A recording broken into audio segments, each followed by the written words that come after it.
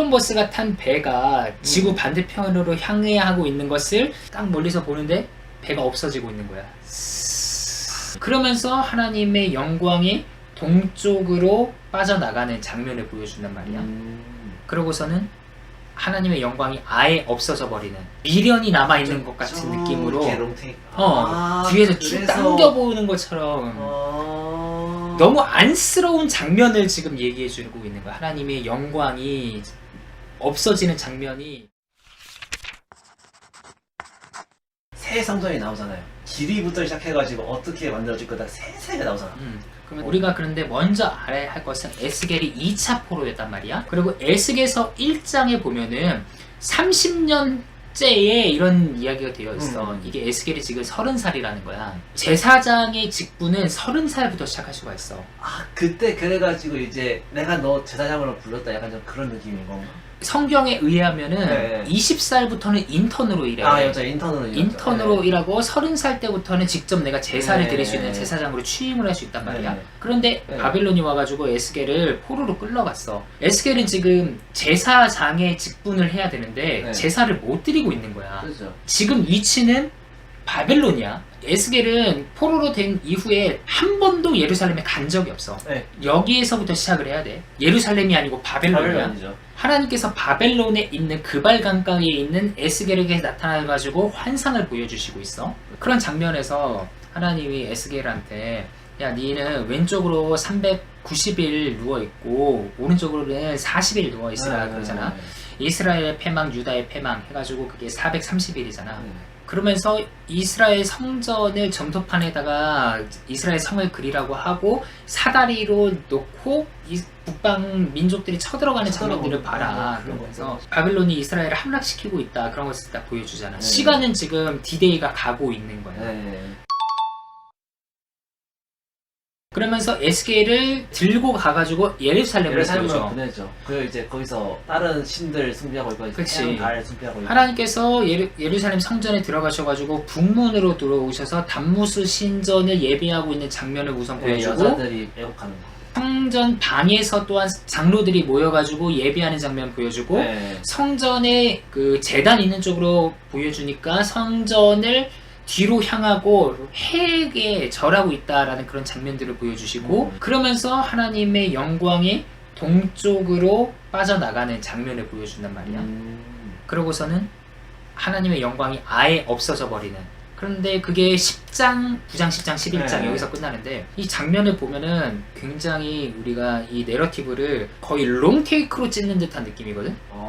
하나님이 북문으로 들어왔는데, 인자야 이걸 보냐, 인자야 이걸 보냐, 인자야 이걸 보냐, 그러면서 동쪽 문으로 나가시는데, 그냥 하나님이 슉 그냥 나가는 게 아니라 마치 미련이 남아있는 것 같은 느낌으로 뒤에서 쭉 당겨보는 것처럼 너무 안쓰러운 장면을 지금 얘기해주고 있는 거야. 하나님의 영광이 없어지는 장면이 마치 배 한 척이, 그 콜럼버스가 탄 배가 지구 반대편으로 향해야 하고 있는 것을 딱 멀리서 보는데 배가 없어지고 있는 거야. 그러면서 에스겔 11장까지는 하나님께서 성전을 떠나시는 그런 장면들을 보고, 12장부터 24장까지 여기는 예루살렘이 받을 심판, 그 뒤에는 이방이 받은 심판, 그리고 36장인가 7장인가 거기서부터 회복되는 이야기하고 40장부터는 새로운 성전 이야기를 한단 말이지. 자, 여기서 40일, 390일 이야기를 했잖아. 24장에 보면은 어떻게 얘기하냐면은 아홉째 해, 열째 달, 열째 날이라고 얘기하거든. 이게 우리가 봤을 때는 전혀 모르잖아. 아무런 감흥이 없잖아. 그런데 이렇게 생각을 해봐. 1945년 8월 15일이 어떤 날이야? 광복. 알지. 1919년 3월 1일. 3.1운동. 그치. 이런 것처럼 아홉째 해, 열째 달, 열째 날이 뭐냐면은 이스라엘 성이 파괴된 날이야. 디데이. 그러니까 430일이 째깍째깍 가가지고 디데이가 됐어. 이러면서 그 뒤에 뭐라고 얘기하냐면, 인자야 너는 오늘의 이름을 기록하라. 바벨론 왕이 오늘 예루살렘에 가까이 왔다. 그래가지고 너는 이 반역하는 족속들에게 가마를 걸어라 라고 얘기하면서 앞에서 이스라엘 백성들이 우리는 가마솥 안에 있는 고기야. 우리는 절대 죽지 않을 거야. 이 가마솥은 굉장히 튼튼해가지고 쳐들어오지 못할 거야. 그 얘기를 했더니 그 얘기 그대로 갖고 와가지고 야 가마 걸어라. 얘네 이제 고기 걸어라. 얘네들 다 뼈만 남을 거다. 이런 얘기들을 한단 말이지. 그러고선 나중에 어떤 얘기가 나오냐면은 이 전령 한 사람이 에스겔한테 와가지고 알려줘. 이걸 함락당했다. 함락당했다라는 걸 알려줘. 그거를 바벨론에서 보고 있었다라는 거지. 생각을 해봐. 바벨론에서 하나님의 환상을 봤어. 얘네들이 담노스 신전을 보고 애곡하고 있는 거 봤고 태양신 숭배하고 있는 걸 봤어. 그래서 하나님께 심판하신다라는 메시지를 줬어. 그러면 그 이후에 기간들이 있을 거 아니야. 그럼 에스겔은 얼마나 이 사람들을 위해서 기도했을까? 진짜 이게 진짜 사실인가? 여긴 바벨론이고 예루살렘은 멀어. 자신이 갈 수가 없어. 근데 하나님 보여주셨어. 이게 꿈인가 생신가 할 거야. 정말 얘네들이 이러고 있다는 말인가? 나는 지금 40살이 되어가지고 제사장 노릇을 해야 되는데 나는 이러지 않을 거야. 근데 얘네들은 진짜 정말 이러고 있다는 말인가? 그랬는데 하나님께서 디데이를 보여주셨어. 그리고 얼마 안 지나서 전령이 왔어. 예루살렘이 함락됐다. 그런데 하나님께서 뭐라고 얘기하셨냐면은 에스겔아 나 지금 떠났잖아.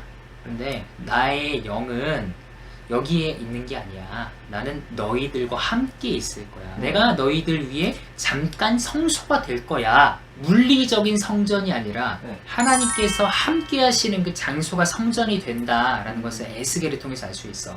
디데이가 됐어. 얘네들 우리 가마 안에 고기고 우리는 안전할 거야 하잖아. 근데 하나님은 아니야. 가마 파괴될 거고 너네들 고기 다 삶아질 거야. 뼈만 남을 거야.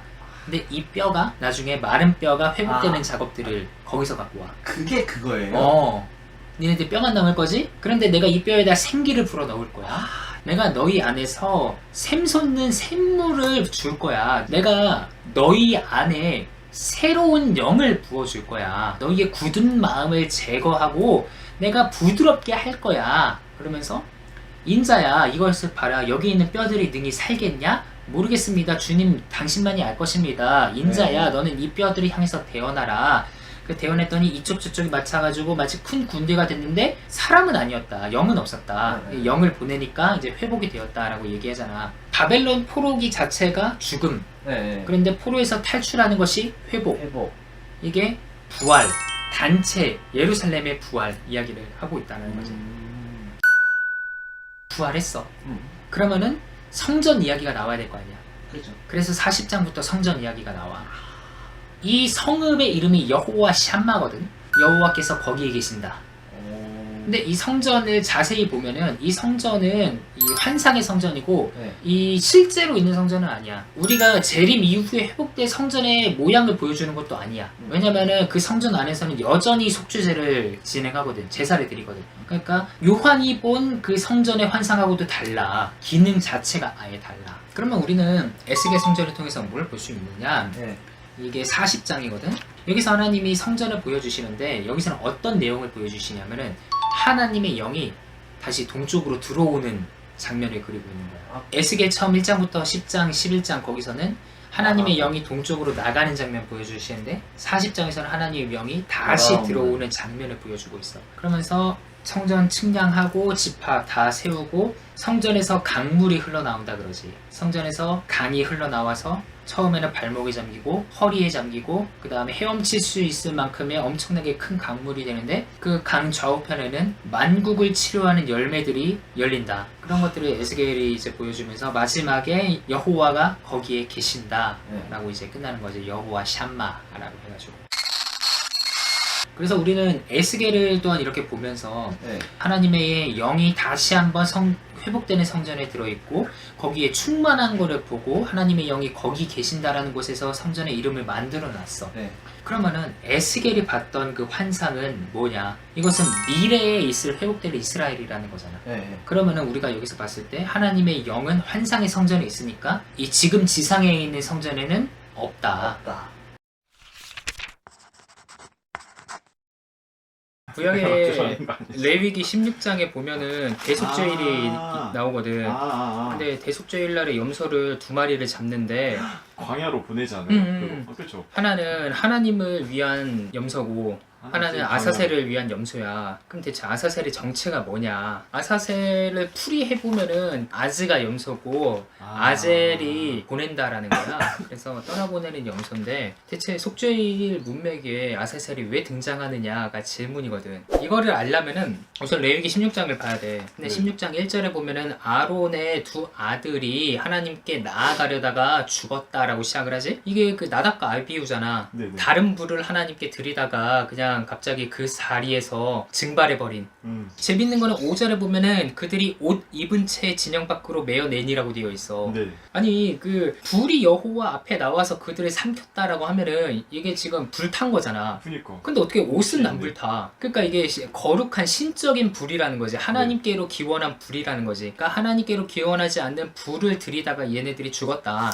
그러면서 이 문맥에서 16장을 다시 봐야 되는 거야. 그래서 하나님이 뭐라고 그러냐면은 야 니네가 함부로 들어오지 마라. 아무 때나 들어오지 마라 라고 얘기하잖아. 그러니까 하나님의 임재의 영광이 있는 곳에 사람이 함부로 들어갈 수 없다라는 거지. 하나님이 거룩하신데 그 거룩한 거는 굉장히 위험하다라는 거지. 그래서 하나님께서 야 니네들 내 허락 없이 들어오지 말라라는 것을 이 속죄의 문맥에서 지금 보여주고 있는 거야. 그러면 사람이 들어갈 수 있는 방법이 무엇이냐? 아론이 성소에 들어오려면 수송아지를 속죄 제물로 삼고 그렇게 들어와라. 옷도 거룩한 것을 갈아입고 몸도 씻고 목욕하고 그래야지만 들어올 수 있다. 네. 굉장히 절차가 복잡한 거지. 네. 하나님께 가까이 가려고 하려면은 죄의 문제가 해결이 네, 돼야 네. 된다라는 네. 것을 다시 한번 보여주고 있는 거야. 이 상황에서 아사셀이 있고 여호와가 나오는 거야. 16장 몇 절이냐? 8절에 보면은 두 염소를 위하여 제비를 뽑는데 한 제비는 여호와를 위하고 한 제비는 아사셀을 위하여 할지며 라고 되어 있잖아. 네. 하나님께 있고 아사셀께 있잖아. 그러면은 하나님께는 당연히 속죄 제물을 바치면 하나님께서 용서해 주시는 게 맞잖아. 그럼 아사셀을 위하여서 바치는 거는 어떻게 되는 거야? 아사셀이 속죄를 해줘? 이 아사셀에 대해서 여러 가지 의견들이 있었어. 네. 하나는 아사셀이 귀신의 이름이다. 아니면은 아사셀이 그 어떤 낭떠러지의 이름이다. 그 염소를 떠나 보내잖아. 그 떠나 보내는 맞아요. 그 장소의 이름이 약간 아사셀 계곡 막 이런 느낌인 건지. 그게 아니면은 그냥 떠나 보내는 염소를 그냥 지칭하는 말이다. 뭐 이런 식으로 해석이 있어. 근데 아무튼 이 문맥에서 봤을 때 여호와가 나오고 아사셀이 나오잖아. 그러면은 동급이라는 거잖아. 그럼 어떻게 되는 거야? 이해하기가 어렵지. 그래서 아사셀을 이해하기 위해서는 우리가 이 속죄의 문맥을 봐야 되고 더 큰 문맥인 이 성전, 성막 문맥을 봐야 되고 이 성막 문맥보다 더 큰 우주적 스케일의 문맥을 봐야 돼. 이 세계관이 정립이 안 되면은 아사셀을 이해할 수가 없어. 그래서 지금부터는 그거를 설명해 줄게. 이스라엘의 세계관을. 이스라엘 사람들의 개념에는 하늘이 3층 천으로 되어 있다 그랬잖아. 그러니까 맨 위에 천상의 영역이 있다고 생각을 했고 네. 그 밑에 우리가 보는 가시적인 하늘, 네. 그리고 그 밑에 우리가 살고 있는 이 땅, 아. 그리고 그 밑에 스올이 있다고 생각을 했어. 이 도식을 성전 신학을 하는 사람들은 뭐라고 얘기하냐면은 성전이 이 창조, 우주를 따왔다라고 얘기해. 우주의 이 도식을. 이거를 성전에서는 어떻게 가져가냐면은 지성소, 성소, 그리고 성막들 아, 네. 이렇게 가져가. 그리고서는 그 밑에 스올이 있다 그랬잖아. 스올은 이스라엘 영역의 바깥 영역. 그래서 이 도식을 생각하고서는 보면은 에덴 동산이 최초의 이 도식을 따라 에덴 동산 정중앙에는 생명나무와 선악을 알게 하는 나무가 있어. 네. 그리고 에덴 동산이 있어. 그리고 그 바깥에 있는 영역이 있단 말이지. 네네. 그럼 뱀이 어디서 나왔냐? 바깥에 있는 영역에서 들어온 거야, 에덴 동산에. 자유롭게 왔다 갔다 할 수 있는 거예요. 자유롭게 왔다 갔다 못하지. 왜냐, 아담의 사명이 에덴 동산을 경작하고 지키는 거였잖아. 네. 이 문을 지키는 것이 사명이었단 말이야. 그래서 아담이 최초의 제사장적인 사명을 갖고 있었어. 네. 대제사장이라는 거지. 그 다음에 그 다음 도식이 어디 나오냐면은 시내산에서 나와. 성막을 만들기 전에 하나님께서 시내산에 부르셔가지고 모세 보고 올라오라 그러잖아. 근데 그 시내산 꼭대기에는 모세만 올라갈 수 있었고 네. 시내산 중턱에는 아론과 70인의 장로들이 갈 수 있었고 네. 나머지 이스라엘 백성들은 올라가지 못했다고 되어 있어. 네. 이 3단계의 등급이 또 여기서 나오는 거야. 그러면서 아론과 70인의 사람들이 모세와 함께 산 중턱에서 제사를 드리거든. 네. 소로 번제와 허목제를 드리는데 네. 소를 잡아가지고 피를 양푼 2개에 담아. 하나는 땅에다 뿌려. 그리고 하나는 이스라엘 백성들 장로들에게 뿌려. 네. 그러니까 이 피로 시내산 그 땅이 백성들하고 하나가 된 거야. 여기서부터 이제 연결이 되기 시작하는 거지. 하나님께서 에덴 동산에 창설하시고 에덴 동산에 있는 흙으로 아담을 지으시잖아. 그러고서는 아담이 범죄한 이후에 하나님께서 너는 흙이니 흙으로 돌아갈지니라 이렇게 말을 하잖아. 네. 이게 하나님께서 처음에 창조하실 때부터 사람하고 이 땅하고의 관계를 묶어 놓으셨다라는 거야. 그래서 사람이 죄를 지으면은 땅에게 영향이 가. 네. 그래서 사람이 계속해서 범죄를 저지르면은 땅이 계속해서 오염이 돼. 네. 땅이 오염이 되었을 때에 이 오염을 정화하기 위해서는 사람이 죄를 짓지 않거나 아니면은 죄를 지은 사람을 내쫓아야 돼. 그러니까 도식을 다시 한번 보면은 사람하고 땅은 불가분의 관계다. 그렇죠. 사람이 죄를 지으면은 땅이 오염된다. 네. 그러면은 땅이 정화가 되기 위해서는 죄를 없애거나 아니면은 이 사람을 추방해야 된다. 네네네. 이게 기본적인 도식이야. 근데 성전하고 사람하고도 불가분의 관계가 형성이 돼. 네. 마치 땅하고 사람의 관계처럼. 네. 그래서 사람이 죄를 지으면은 아까 땅에 영향이 간다 그랬잖아. 이제 성전에 영향이 가는 거야. 그래서 지성소, 그 속죄소, 언약궤, 속죄판이라고 하는 거기에 죄가 계속해서 쌓여. 네. 그러면은 이 죄가 계속해서 쌓이니까 청소를 해야 될 거 아니야. 네네. 그래서 1년에 한 번 대속죄를 만들어가지고 아. 지성소를 청소하는 날을 하나님께서 만들어 주신 거야. 아, 그러니까 그 성전을 진짜 이렇게 물로 닦고 막 그렇게 청소를 한다는 게 아니라 그 거기에 쌓여있는 그 죄를 청소한다는 거죠? 그치. 개념이 이해가 되지. 네네네. 이 사람이 죄를 지어서 지성소에 사람이 죄가 쌓여. 네. 그러면 이 사람의 죄를 씻어내야 되잖아. 네네. 닦아내야지 네. 다시 원상복구가 되잖아. 네. 그 역할을 대제사장이 맡고 있다라는 거지. 음. 자, 그러면은 청소가 끝났어. 네. 하나님을 위해서 제사를 드리고 성전을 청소를 했어. 네. 그러면은 아사셀은 뭘까? 그 성전에 있던 어, 쌓여있던 그 죄를 어, 그 아사셀한테 이제 전이시켜서 그치. 아사셀을 어. 광야로 보내서 광야로 보내서. 그걸 이제 아사셀이 어, 죽으면 어, 어. 그게 죄가 어, 죽었다? 그런 의미. 굉장히 지금 잘 따라오고 있는 거야. 네네. 네. 지성소를 청소를 했잖아. 그러면 지성소를 청소하면은 그 쓰레기들이 있을 거 아니야. 네네네. 그럼 쓰레기들을 치워야 될 거 아니야. 그 치워야 돼. 성전에다 둘 수가 없으니까. 네. 그 쓰레기들을 아사셀을 위한 염소에다가 안수를 해. 음. 전가를 시키는 거지. 네. 이 쓰레기가 이 염소 위에 올라왔어. 그러면 이 염소를 이제 치워야 되잖아. 네. 그래서 이 염소를 이스라엘의 영역의 바깥에 있는 광야로 추방시키는 거야. 그러면은 염소는 거기 가서 죽겠지. 자신의 모든 사명을 다하고. 이스라엘 사람들이 지은 죄는 이스라엘 사람들이 사실은 지을 수가 없는 죄야. 그러니까 하나님과 이스라엘 사람들이 온전한 관계를 이루면은 아. 죄를 지을 수가 없잖아. 네네네. 근데 이 사람들이 죄를 지어. 그런 것은 하나님께로부터 기원할 수 없는 죄라는 거지. 그럼 이 죄는 어디서 왔냐? 이스라엘 영역의 바깥에서 침투했다라는 거야. 뱀처럼. 이스라엘 사람들의 사명은 마치 아담과 같이 하나님의 말씀을 지키고 또한 예배 드리는 건데 네네. 이 사명을 제대로 못했을 때에 죄가 들어온다라는 거야. 그럼 죄는 하나님께로부터 기원한 게 아니지. 그러면은 이 죄를 청소해서 아사셀 염소에게 안수를 하고 아사셀 염소가 광야로 추방한다는 것이 무슨 의미냐? 죄가 기원했던 곳으로 이 죄를 다시 돌려보내는 거야. 아, 그럼 그 아사셀이라는 존재는 몰라도 되는 거예요? 굳이? 몰라도 되지 굳이. 궁금하긴 하다 근데. 왜 몰라도 되냐면은 네. 아사셀이라는 단어가 레위기 16장에서만 내면 나와. 아, 그냥 다른 데서 전체 안 나와. 성경 중에서. 어. 그니까 근데 그게 더 궁금하지 않아요? 그래서 그것을 나중에 레위기 뒤에서는 뭐라고 하냐면은 네. 너희들이 전에 음란하게 섬기던 염소 귀신이 있다라고 얘기해. 아. 이게 아사셀일 것이다라고 추측을 하지. 아. 근데 이 염소 귀신을 위해서 속죄하는 것이 아니라 니네들이 음란하게 섬겼던 그 염소 때문에 죄가 들어왔으니까 다시. 니네들이 그 죄를 다시 염소 귀신에게 돌려보내라. 광야로 돌려보내라. 수울에다 갖다 버려라. 라는 의미가 대속죄의 의미라는 거야. 그러면은 이 아사셀의 염소를 구약에 있는 사람들은 1년에 한 번씩 그렇게 진행하잖아. 네네. 계속해서 죄를 저지르니까. 네. 이것을 가리켜서 히브리서 서자는 뭐라 그러냐면은 번제와 속죄제가 사람들의 죄를 씻지 못한다라고 했어. 뭐 단 1년에 한 번 그 날에는 씻을 수 있는 것처럼 보이지만은 네. 결국에서 계속해서 반복을 해야 되잖아. 네. 그래서 히브리서 저자는 뭐냐 그러면은 이 번제와 속죄제는 죄를 기억하게 만드는 것이다 그러고 이야기했어. 근데 이게 계속해서 반복이 된단 말이야. 네. 그러면은 이게 문제가 있는 거잖아. 그래서 히브리서 저자가 뭐라 그러냐면은 예수 그리스도께서 오셨다. 네. 예수님께서 한 번에 온전한 제사로 모든 것들을 다 해결시키셨다. 그래서 아사셀의 염소가 예수님의 모형이 되는 거지. 아사셀의 염소가 여기서 죄를 짓고 광야로 가잖아. 네. 예수님께서 십자가를 지시면서 영문 밖으로 나가셔서 골고다에서 돌아가셔. 이 사람들이 지고 있었던 죄를 십자가 위에다가 전가시키고 네. 그 십자가를 들고 영문 밖으로 나가셔서 거기서 사망하신 거지. 이게 아사셀 염소의 신약적인 의미야.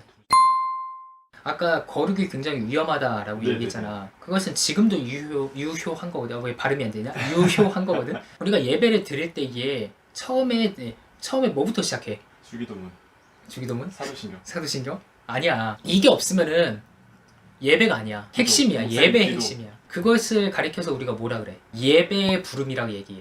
예배의 부름이 왜 필요하냐면은 우리가 하나님께 나아갈 수가 없는데 하나님께서 우리를 예배의 자리로 부르셨다라는 얘기야. 나답과 아비후가 죽은 이유가 뭐냐면은 하나님의 부르심 없이 함부로 갔다가 그래서 죽은 거거든. 그래서 우리는 이 예배가 굉장히 위험한 행위라는 것을 부르심 없이. 알아야 돼. 근데 한국 교회에서는 이게 요즘 많이 망각이 되어 있는 것 같아. 그냥 쇼핑하듯이 가고 뭐 지금은 우리가 뭐 하나님이 너 예배 늦었어 니 죽어 안 그러잖아. 그렇죠. 근데 구약에 봐봐. 나답과 아비후가 하나님께 가까이 갔다가 함부로 갔다가 죽었잖아. 우사가 언약궤를 만졌다가 죽었잖아. 네. 아나니아와 삽비라가 맞아요. 삥땅 쳤다가 죽었잖아. 맞아요. 이 거룩이 굉장히 위험하다라는 거야. 이것을 C.S. 루이스가 뭐라고 얘기했냐면은 어떤 사람이 아슬람 보고 이렇게 얘기해. 이 사자가 위험한 거 아니냐. 그때 이 사람이 뭐라고 얘기하냐면은 위험하냐고. 당연히 위험하지. 하지만 그분은 우리의 왕이셔.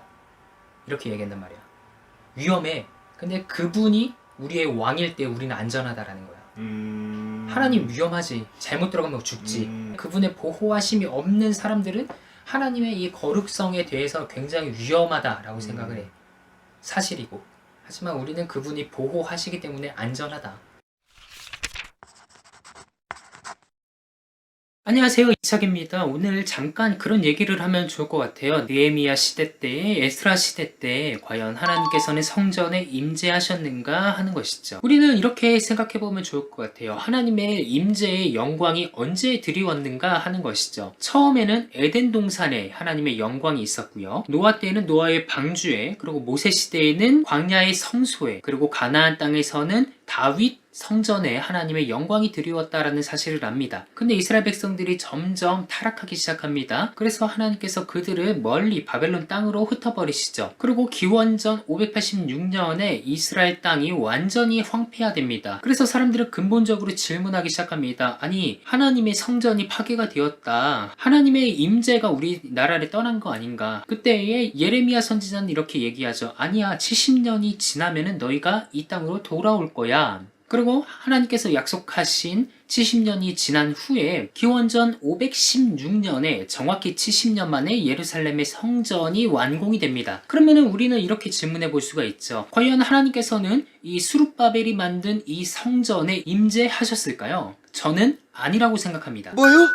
하나님께서는 이사야 선지자를 통해서 이렇게 말했습니다. 나는 손으로 만든 성전에 거하지 않는다. 우주가 나의 집이고 땅이 나의 발등상이다. 너희들이 나의 성전을 짓겠느냐. 에스겔 선지자에게는 이런 말씀을 주셨어요. 야, 니네들 성전이 없잖아. 그런데 내가 너희들 위에 성전이 될 거야 라고 말이죠. 70년이 지난 후에 예레미야의 예언이 이루어지면서 사람들이 가나안 땅에 들어와서 하나님의 성전을 건축했습니다. 그런데요, 페르시아 때 그 땅에 남아있는 사람들이 있었는데 대표적인 사람이 다니엘입니다. 다니엘은 페르시아에 남아있었고 예루살렘에 귀환하지 못했어요. 그래서 다니엘서에서 보면은요, 다니엘서 9장인가요? 거기서 다니엘이 하나님께 기도합니다. 하나님, 저희가 하나님께 잘못했습니다. 우리 조상들이 이렇게 잘못해가지고 우리가 이렇게 벌을 받았습니다. 그런데 제가 예레미야의 책을 읽다 보니까요, 70년 만에 회복이 되리라 라고 말씀하셨는데 왜 우리는 아직도 포로 생활을 하고 있습니까? 그랬더니 가브리엘이 날라와가지고 이렇게 얘기합니다. 아, 그거 70년이 더 있을 거야. 그러니까 490년이 지날 거야. 이렇게 얘기했었죠. 이 말이 무엇이냐? 일부 사람들이 가나안 땅에 들어와서 그 땅을 회복시켰지만 성전도 재건했고 성벽도 재건했지만 아직도 디아스포라 유대인들이 남아 있었다라는 거예요. 모든 지파가 다 돌아오지 못했다라는 것이죠. 이런데 하나님의 영광이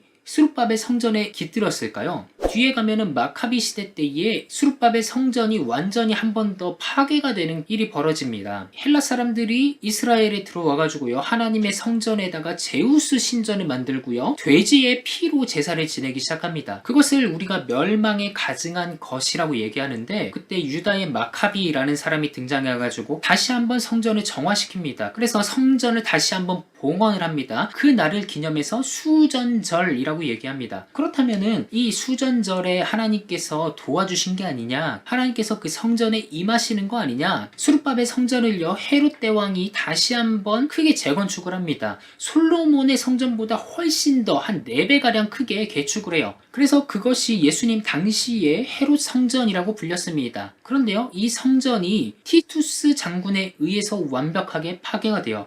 지금 남아있는 예루살렘에 성벽이 딱 하나가 남아있어요. 통곡의 벽이라고 하죠.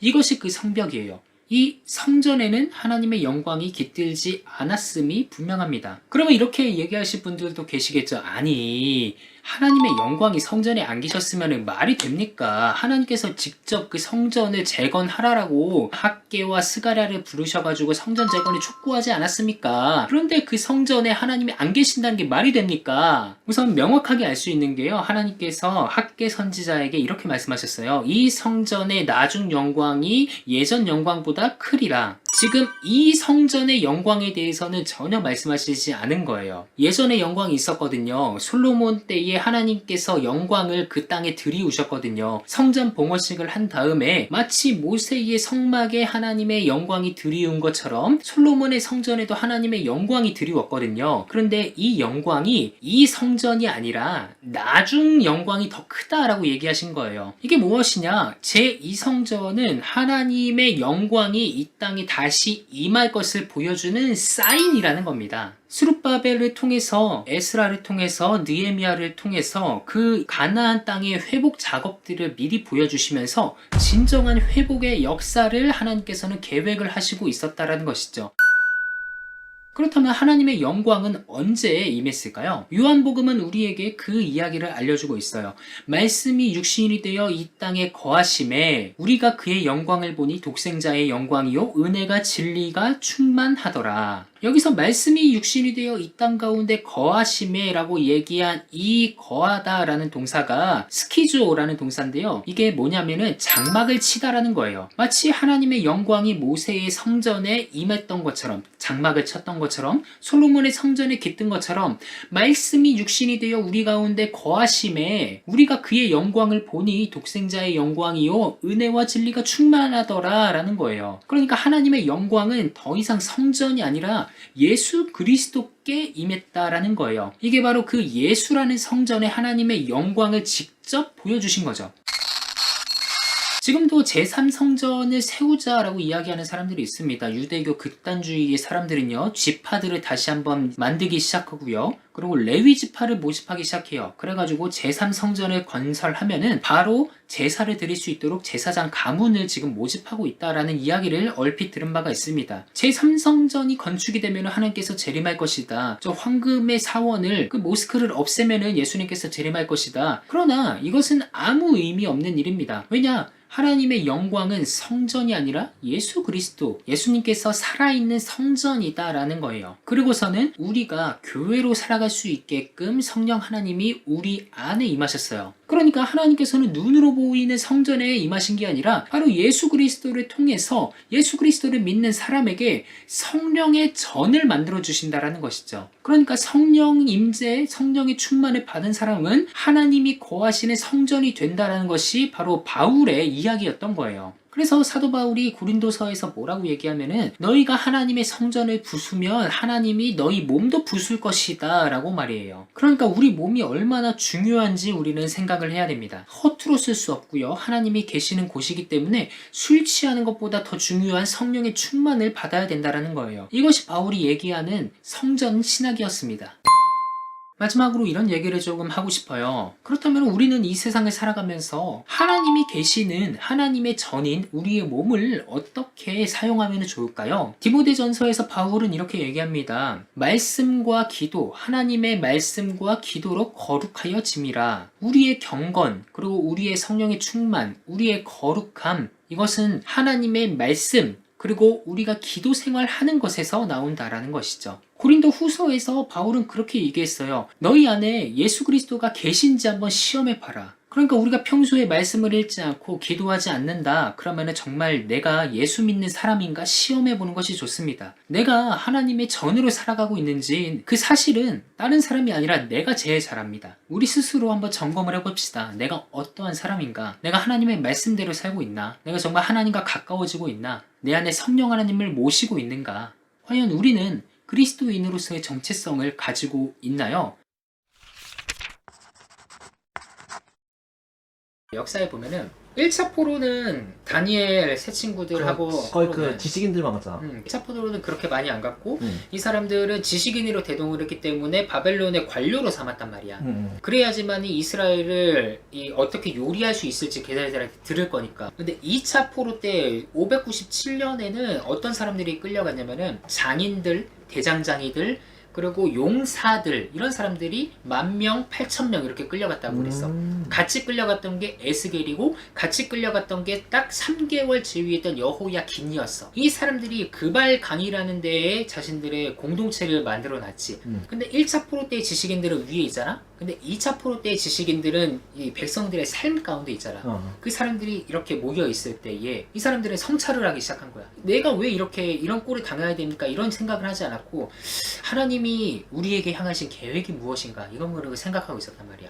에스겔이 행위 예술을 하잖아. 왼쪽으로 390일, 오른쪽으로 40일 이렇게 해가지고 430일 동안 누워있고 또 똥으로 고기 구워 먹고. 거기 근데 저는 못하겠습니다 막 그러고 막 그러잖아. 기상천외한 일들을 막 벌이고 있는데 어떤 사람은 이렇게 얘기할 수 있지. 에스겔 적어보고 자 드디어 미쳤다, 뭐 하는 거냐 뭐 이렇게 얘기할 수 있는데 이 포로민 공동체, 그발강가에 있었던 공동체는 욕하지 않았어. 이게 무슨 뜻이냐 그렇게 물어봤었지. 그치. 에스겔에게 장로들이 나와가지고 에스겔 앞에 이렇게 앉아가지고 에스겔의 말씀을 듣는 거야. 유다에 있었던 사람들은 이제 죄다 어리석은 사람들밖에 안 남은 거야. 1차 포로, 2차 포로 해가면서 고위 지식인들이 다 빼나가고 정말로 그 안에는 썩은 사람들, 종교로 밥 벌어먹는 사람들, 이런 진짜 완전 썩어 빠진 사람들만 남은 거지. 그러니까 느부갓네살의 전략이 성공한 거야. 지식인들 다 빼나가니까 어리석은 사람들만 남았다. 그러니까 베네수엘라 된 거야 지금 이스라엘이. 그래가지고 쳐들어가지고 다 쓸어버리고 포로로 남아가고, 물론 여기서도 포로를 잡아간 숫자가 그렇게 많지 않아요. 3차 포로. 그냥 그 땅에서 매겨놨잖아. 살게 왔던데 문제는 그 땅에 이스라엘에 사는 사람들은 바보였다. 어쨌든 그래가지고 이게 위치가 바뀌어버린 거야. 지금 이스라엘에는 바보들밖에 없어. 근데 바벨론에는 지식인들이 있어. 그 사람들이 에스겔을 위주로 이렇게 뭉쳐가지고 자신들이 어떻게 하면 될 것인지를 성찰하기 시작해. 그러고서는 이 키루스가 와가지고 바벨론을 쓸어버린 다음에 포로민들을 자유를 선포하잖아. 희년을 선포하잖아. 그래가지고 이 사람들이 다시 돌아왔어. 스룹바벨이 왔지? 그럼 스룹바벨은 어떤 사람이야? 바벨론 포로 공동체에서 태어나고 자랐던 사람이야. 하나님의 명령을 듣고 성찰한 가정 속에서 태어난 사람들. 그게 스룹바벨, 에스라, 느헤미야 같은 사람들이었다는 거지. 스룹바벨에 가가지고 여기서 성전 짓겠다고 얘기하잖아. 그랬더니 이스라엘에 살고 있던 사람들 입장에서는 얘네들이 낯선 사람들인 거야. 갑자기 스룹바벨이 와가지고 우리 여호와의 성전을 지읍시다 이러고 있는데 그 이스라엘 사람들은 뭐라 그래? 그게 뭔데요? 이거는 성경을 보면서 얘기하는 게 낫겠다.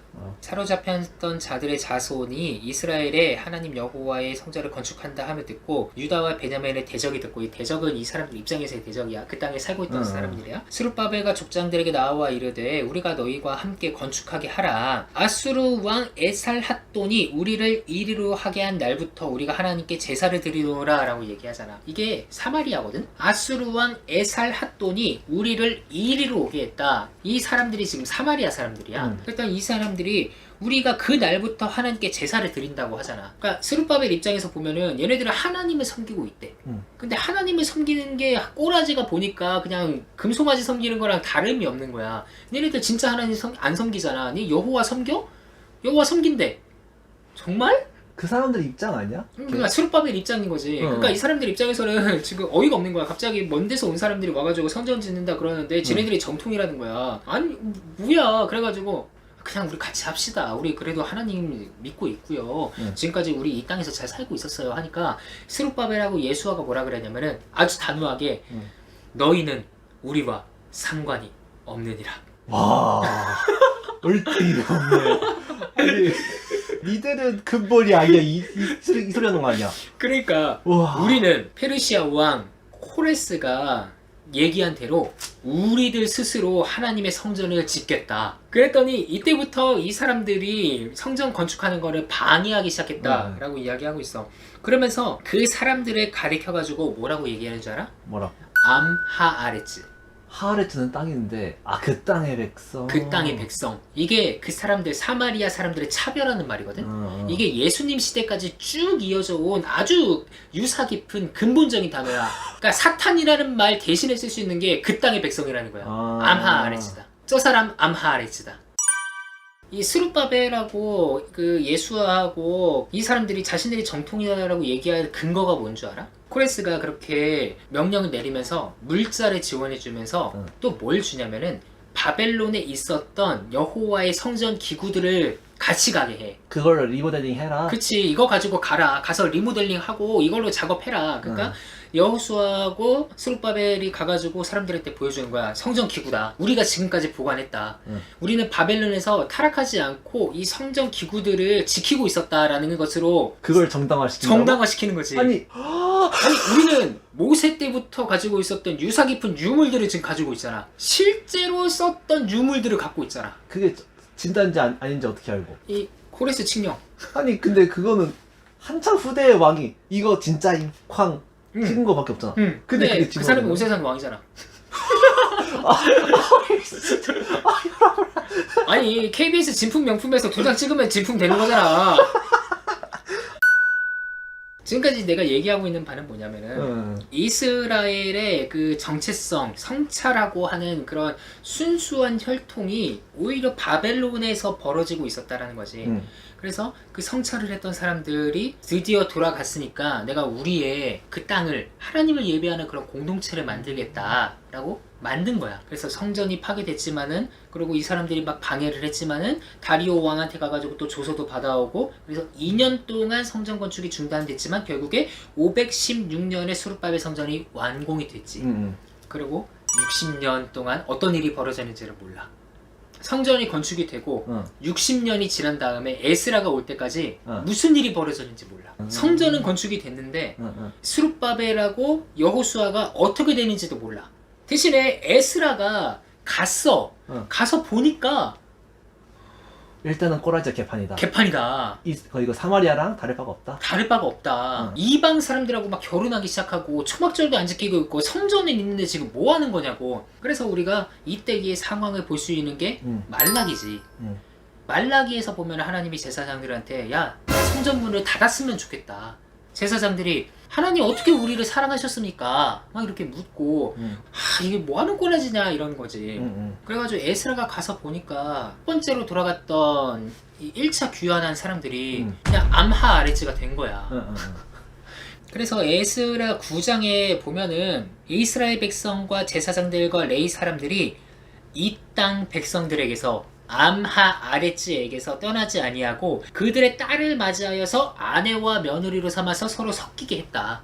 기가 막히고 코가 막히고 앉아 있었다. 그래가지고 에스라가 그 사람들 다 불러가지고 이방 사람들 다 내쫓아 버리겠다라고 공표를 하고, 그리고 실제 거기다가 도장까지 찍어서 강제 이혼시키고 순수 혈통 공동체를 만든단 말이야. 그리고 에스라 이후에 니에미야가 오지. 그렇지. 니에미야가 바벨론 땅에서 소식을 들은 거야. 성벽이 황폐해졌고 무너졌다. 그래가지고 바벨론 그 페르시아 왕한테 뭐 술 따르다가 저기요 저 고향 땅에 좀 보내주시면 안 돼요? 이러잖아. 갔다 와. 흔쾌히 갔다 와. 근데 대신에 몇 년 뒤에 돌아와야 돼. 돌아올 것을 전제로 하고 이제 보내. 그래 니에미야가 갔어. 가가지고서는 밤중에 이제 말 타고 한 바퀴 돌잖아. 그러면서 그렇지. 어디가 이렇게 황폐해지고 이런 거 다 보잖아. 그래가지고 아이고 성벽을 건축해야겠다 이렇게 얘기를 하지. 응. 근데 거기서 항상 강조하는 게 암몬 사람 도비아와 호론 사람 산발랏인가? 이 사람들이 니에미아가 성벽 건축하는 것을 계속 방해하기 시작했다라고 이야기하는 거지. 그래서 우리가 볼 수 있는 거는 에스라, 니에미아, 뭐 스룹바벨 이 사람들 안에서 계속해서 혼탁한 삶이 벌어지고 있었고 그 사람들의 그 생활을 제거하기 위해서도 여러 가지 일들이 계속 벌어지기 시작했었고 그래가지고 에스라가 가장 처음에 한 정책이 레위 사람들 찾아가지고 모아다가 사람들을 불러다가 율법을 낭독하기 시작했다 라는 거지. 그래도 그 사람들의 정체성이 있었어. 에스겔에서부터 내려온 그 정체성, 성찰했던 그런 뿌리들은 있어가지고 에스라가 율법을 낭독하고 옆에서 레위 사람들이 같이 이야기를 해줬을 때에 그 사람들이 울고불고 난리가 났다고. 그러니까 우리가 봤을 때 다시 귀환한 그 공동체는 사실 어찌 보면은 사사기 시대하고 다름이 없는 거야. 하나님이 구원해 주셨어. 타락해. 그리고 다른 사람들이 와가지고 다시 한번 하나님의 율법을 지켜? 근데 또 타락해. 근데 언제까지? 예수가 올 때까지. 물론 그 중에 계속해서 있었지. 뭐 마카비라든가 마따디아라든가 이런 사람들이 있잖아. 그래서 이 성전기라는 게 굉장히 혼탁한 사회다 라고 얘기하는데 재밌는 책을 내가 하나 재밌는 책이 있어. 이 책이거든? Now and not yet. 그러니까 에스라 느헤미야 시대 때가 성전이 건축되고 성벽이 건축되고 이스라엘 자치 지구가 만들어지고 선지자도 있어. 회복된 공동체 아니야? 근데 아니잖아. 아니잖아. 근데 맞잖아. 맞기도 하고 아니다. 아닌 것 같지도 하고. 여기서 주장하는 게 그거야. 얼레디 난 예시다. 이거는 사인이다. 그러니까 예수의 사인이다라는 거지. 회복되는 공동체를 미리 보여주는 사인이다. 그러니까 예수가 이스라엘의 실패를 대신해가지고 진짜 이스라엘로 왔잖아. 에스겔 15장에서 포도나무 이야기하고 이사야 5장에서 포도원 얘기하거든. 이사야 5장에서는 하나님이 포도원 만들었는데 얘네들 들포도 냈다. 내가 ጼ데크 공의를 바랐는데 ጼ아카 부르짖음이었다. 내가 미슈파트를 바랬는데 정의를 바랬는데 미슈파였다. 포악이었다. 이런 얘기 하잖아. 그러면서 에스겔 15장에서는 뭐라고 하냐면 야 포도나무가 쓸모가 있는 것처럼 보이니? 이거 가지고 온전한 상태여도 못 하나 만들 수 있겠니? 이거 나무 그릇조차도 못 만들고 그 그릇을 걸 못조차 못 만드는데 얘네들이 불에 타버리면은 뭐 쓸모가 있겠니? 라고 얘기하는 거잖아. 그러니까 유다 백성들이 포도나무인데 포도원인데 얘네들이 지금 제대로 기능을 못하고 있다는 거잖아. 포도라는 거는 유다를 상징하는 아주 유서 깊은 거지. 저기 그 아브라함 야곱의 축복에서 나오잖아. 너는 담장 너머로 뻗어나온 나무 가지에 불을 이 양반 그 열매처럼 처음 보다 보니까 아주 하나님의 이런 얘기들 하잖아. 그러니까 유다가 지금 망하고 있다라는 거잖아. 근데 요한복음 15장에서 예수가 뭐라 그러는 줄 알아? 나는 참 포도나무요 내 아버지는 참 농부라. 나는 포도나무요 내 아버지는 농부라. 이거 이사야 5장 내용이 얘기 갖고 온 거거든. 아버지가 포도원 농부잖아. 근데 이스라엘을 들포도 맺었잖아. 근데 예수가 나는 참 포도나무다 라고 얘기하고 그 밑에 뭐라 그러냐면은 나는 포도나무요 너희는 가지라. 이게 뭐냐? 에스겔 15장 갖고 온 거거든. 니네들이 행위를 제대로 행실을 바르게 하지 못하면은 너희들이 살라가지고 장작거리로 만들어버리겠다. 이 요한복음 15장의 문맥에도 똑같이 나와. 그러니까 예수가 나는 지금 이스라엘의 실패를 대신해서 이 땅에 온 참포도나무다. 너희들은 내 제자다. 이런 얘기들을 하고 있는 거지. 그러니까 여기서 말하는 그 사인이 그거라는 거야. 이스라엘의 실패, 완전한 성공은 어디에도 없었어. 역사에 어디에도 없었고 그리고 이 사람들이 돌아와서도 성벽 건축하고 모세가 얘기했던 그 새로운 안식의 땅이 되는 것 같아. 근데 완전하지 않았다. 대신에 이것이 보여주는 사인이 있었다라는 거지. 그래서 이 느헤미야하고 에스라 같은 이야기를 보면서 순수혈통 공동체라는 것을 가져가려고 노력을 많이 했었고 옛날에 있었던 정말 우리의 그 선조들이 가지고 갔던 그 신앙의 순수성과 거룩성을 우리가 회복하자라는 측면에서는 굉장히 부단한 노력을 많이 했던 것 같아. 성경에서 출애굽 이야기 있잖아. 이걸 무조건 넣을 수밖에 없었던 이유. 이 유다의 포로민들 사이에서는 자신들의 그 정체성을 찾기 위한 성찰이 필요했겠지. 우리는 왜 바벨론으로 끌려갔으며 우리는 어떻게 해서 바벨론에서 돌아오게 되었는가? 아브라함의 여정 속에서의 출애굽. 갈대아 우르에서부터 약속의 땅으로 왔지. 근데 그 약속의 땅에서 이집트로 내려가지. 그러고 다시 가나안 땅으로 올라왔을 때 이게 첫 번째 출애굽이다. 약속의 땅에서의 추방, 약속의 땅으로의 되돌아옴, 본인들의 조상이 이렇게 살았다라는 것을 본인들의 삶에 지금 투영시키고 있는 거지. 자신들이 다시 가나안 땅으로 돌아가야 하는 당위성을 제공해 준다는 거야. 바벨론 포로 시기 때에 태어났던 2세대들, 3세대들이 있을 거 아니야. 포로민 공동체에서. 그 사람들에게 이스라엘 땅은 낯선 땅이야, 사실. 그 낯선 땅에 사람들이 왜 정착을 해야 됩니까? 라고 얘기할 수 있잖아. 내 고향은 바벨론인데 이스라엘로 왜 가야 됩니까? 라고 하는 사람들이 있을 거고, 그런 사람들에게 역사적이고 신학적인 당위성을 줄 수가 있다는 거지. 아, 우리는 무조건 돌아가야 한다. 내가 옛날에도 거룩의 도식을 한번 얘기했었지. 네. 이스라엘 바깥 영역 내가 계속 얘기하면서 네, 바깥 영역. 이 동쪽에서 서쪽으로 들어가는 이것 도식을 강조했잖아. 네. 이스라엘 바깥에서부터 시작해서 이스라엘로 들어오고 성막으로 들어오고 성막 뜰로 들어가고 이 성소로 들어가고 지성소로 들어가고. 그럼 지성소가 끝이야? 끝 아니에요? 아니야. 그 중간에가 있어. 지성소 중간이 있어. 언약궤? 언약궤가 있다고. 그게 잠깐만. 정확히 내가 지금 이제 언약궤에 대한 이야기를 풀어줄게. 오케이. 모세를 부르셔가지고 아브라함의 후손들을 하나의 나라로 세우시고 출애굽하시고 시내산에서 성막 만들라고 얘기하고 성막을 짓잖아. 네. 여기서 언약궤라는 것을 만들라고 하거든. 네. 출애굽기 25장에 보면은 증거궤, 언약궤를 만들려는데 이게 에두트라고 그러거든. 히브리어로 증거궤 에두트. 근데 이게 에드에서 나왔어. 에드는 증인이라는 뜻이야. 그래서 이 썰을 좀 풀어보자면은 이 25장에서 증거궤 이야기를 하면서 하나님이 뭐라 그러냐면은 거기서 내가 너와 만나고 라고 얘기했어. 그러니까 지성소에서 만나는 게 아니라 언약궤에서 만난다. 그러면 언약궤는 뭐 하는 공간이냐라는 거잖아. 네. 자, 언약궤는 일단은 궤잖아. 네. 궤라는 건 상자라는 거잖아. 상자죠. 그럼 언약궤 안에는 아론의 쌍난 지팡이와 만나 항아리하고 십계명 돌판이 들어있는 걸 알고 있지. 그러면은 뚜껑을 덮어야 되잖아. 이거를 속죄판이라고 얘기한단 말이야. 시은좌라고도 얘기하지. 이 뚜껑에는 그룹이 새겨져 있어가지고 이 날개를 같이 마주 보게 만들었단 말이야. 자, 이게 언약궤야. 언약궤가 무엇을 상징하느냐? 왜 언약궤가 증거궤라고 얘기하느냐? 이게 하나님의 천상회의를 본뜬 거야. 주로 성경에서 어떻게 쓰이냐면은 이 뚜껑이 발등상이다라고 얘기해. 그렇죠. 하늘은 나의 집이고 땅은 나의 발등상인데 그 발등상이 언약궤 뚜껑이라는 거야. 그러니까 우리가 생각을 해보면은 하나님께서 지금 좌정하시고 언약궤 뚜껑을 밟고 계시고 케루빔은 거기 쫙, 모세는 거기서 천상회의의 일원으로서 자리를 하고 있다는 거지.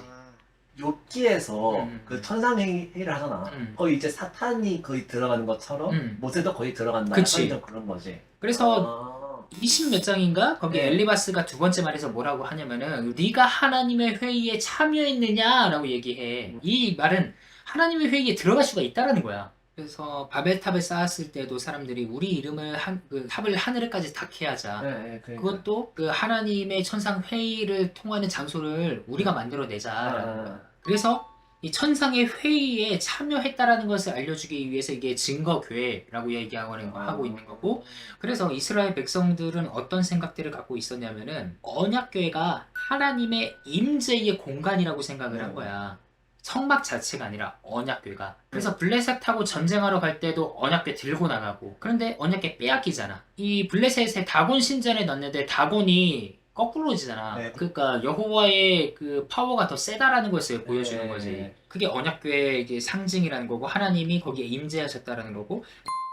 그래서 성전 안에, 성막 안에 언약궤가 들어있어야지 하나님의 영광이 드리운다라는 거야. 근데 그러고 보니까 이 성전에는 언약궤가 없으니까 그게 없다? 없지. 이제 솔로몬이 성전을 짓고 다윗 성에서 언약궤를 메고 성전 안으로 들어갔어. 그러고서는 제사장들이 나왔을 때에 하나님의 영광의 구름이 솔로몬의 성전에 충만했다라는 것을 보여주고 있거든. 그게 출애굽기에도 비슷하게 쓰여. 출애굽기 40장에서 성막이 완성되는 단계를 보여주잖아. 처음에 언약궤부터 시작해가지고 뒤에 뜰까지의 이야기로 나와. 그러고서는 모세가 들어갈 수 없었다로 끝나. 안에서부터 밖으로 나온다는 거지. 열왕기에서도 안에서부터 밖으로 나왔어가지고 봤더니 하나님의 영광이 충만했다. 근데 이후로는 언약궤에 대한 이야기가 없어져. 그 바벨론 포로기 되면서 없어졌지. 근데 언약궤에 행방이 없어. 어디로 가는지를 몰라. 누가 가져갔는지도 모르고. 아니 그래서 거의 인디아나 존스가 나왔잖아. 근데 성경엔 언약궤 이야기가 네. 안 나와 그 뒤로. 아니 그러니까 안 나오죠. 성경 외에서 어디에 나오냐면은 마카베오 하에 언약궤 얘기가 나와. 아니 거기서 나온다고요? 응. 거기에 뭐라 그러냐면은 네. 예레미야가 언약궤를 숨겼다. 가능할 것 같긴 해. 예레미야가 언약궤를 숨기고서는 거기를 아는 사람이 아무도 없게끔 만들었는데 네. 어떤 사람이 그 예레미야의 뒤를 쫓아가지고 언약궤가 어디에 있는지 살펴보려고 했어. 네. 그랬더니 예레미야가 걔네들을 책망했다. 야, 내가 아무도 모르라고 하지 않았냐. 근데 확실히 가능성은 있을 것 같아. 일단. 가능성은 있어. 네, 네. 근데 일단은 어디로 가는지 모르겠어. 마지막으로 언약궤가 언급되는 게 히브리서에서 한번 언급되고, 히브리서에서는 그 옛날 것을 상기하면서 네. 과거에 언약궤에는 이런 것들이 있었는데 하면서 히브리서 9장인가 10장인가에서 얘기해. 네. 그리고서는 요한계시록에 나와 하늘에 언약궤가 있다. 아. 라고 이제 얘기를 하지. 근데 신약 저자들은 언약궤에 대해서 그렇게 중요하게 생각을 하지 않고 아니 있고. 이미 임재 증거가 우리한테 있다고 생각하는데. 그치. 응, 그래서 신약 기자들이 얘기하는 게 예수가 성전이기 때문에 네. 이 언약궤가 필요 없다라고 얘기하잖아. 근데 신약 기자들은 거기부터 그것보다도 더 넘어가는 어떤 신학적인 이해가 있었던 것 같아. 그것을 알기 위해서는 우리가 언약궤의 뚜껑, 네. 그거 속죄소, 시은자라고 하는 그거의 헬라어 단어를 알아야 돼. 그게 뭔지. 힐라스테리온. 힐라스테리오? 이게 정확히 말해서는 이게 속죄죄를 번역할 때 쓰거든. 네. 그래서 사도 바울이 뭐라고 얘기했냐면은 로마서 5장에서 예수가 화목제물이다라고 네, 얘기해. 근데 그 그렇구나. 화목제물이 힐라스테리온이야. 어. 이거는 화목제물이 아니라 속죄제물로 번역하는 것이 조금 더 타당할 것 같고. 뭐 그렇죠. 저도 화목제 보고서 이게 화목제가 이게 왜 나오지? 이거 그 기능이 없잖아요. 화목은 속죄의 기능이 없지. 네. 속죄제로 해가지고 이제 내 죄를 용서받은 다음에 가까워지려고 이제 그걸 하는 거잖아요. 근데 더 정확히는 그게 속죄 제물도 아니야. 제물이 아니라 그게 힐라스테리온 언약궤 뚜껑이야. 예수가 힐라스테리온 언약궤 뚜껑이 됐다라는 거야. 네. 그러면은 이거는 바울은 제물과 제사를 더 뛰어넘는 문맥에서의 신학적인 이해도를 갖고 있었다라는 거거든. 그렇다면은 이제 바울 그 양반은 이제 예수가 있었다는 것 자체가 살아있는 언약궤라는 거지. 이야. 게다가 그것을 더 뛰어넘어서 하늘과 땅을 연결해주는 언약궤 뚜껑이다. 그것을 요한은 뭐라 그러냐. 요한복음 1장 51절에서 네. 하늘이 열리고 인자 위에서 천사들이 오르락 내리락 하는 것을 네가 볼 것이다. 예수가 언약궤니까 언약 네. 뚜껑이니까 지상에 있잖아. 네. 하나님의 발등상이잖아. 네, 그죠. 그런데 거기서부터 사닥다리가 하늘에까지 닿고 오르락 내리락 하는데 이 사닥다리가 예수라는 거야. 그래서 사닥다리로도 알려면은 야곱 이야기 네, 야곱 이야기 창세기 나왔죠. 28장으로 네, 가야지. 그 야곱이 돌베개를 베고서는 꿈에서 사닥다리가 펼쳐지고 천사가 사닥다리 위에서 오르락 네. 내리락 하는 것을 보고서는 아 두렵도다 이곳이여 하면서 자신이 베고 있던 돌베개를 제단으로 삼았지. 돌 이야기 나오지. 잠깐만 이거 그 다니엘 그 뜬돌 뜬돌 신상 파괴시키는 그 뜬돌. 그거랑 어. 연계된다고? 그리고 베드로가 이 베드로 전서 2장에서 네. 산돌 네. 얘기를 한단 말이야.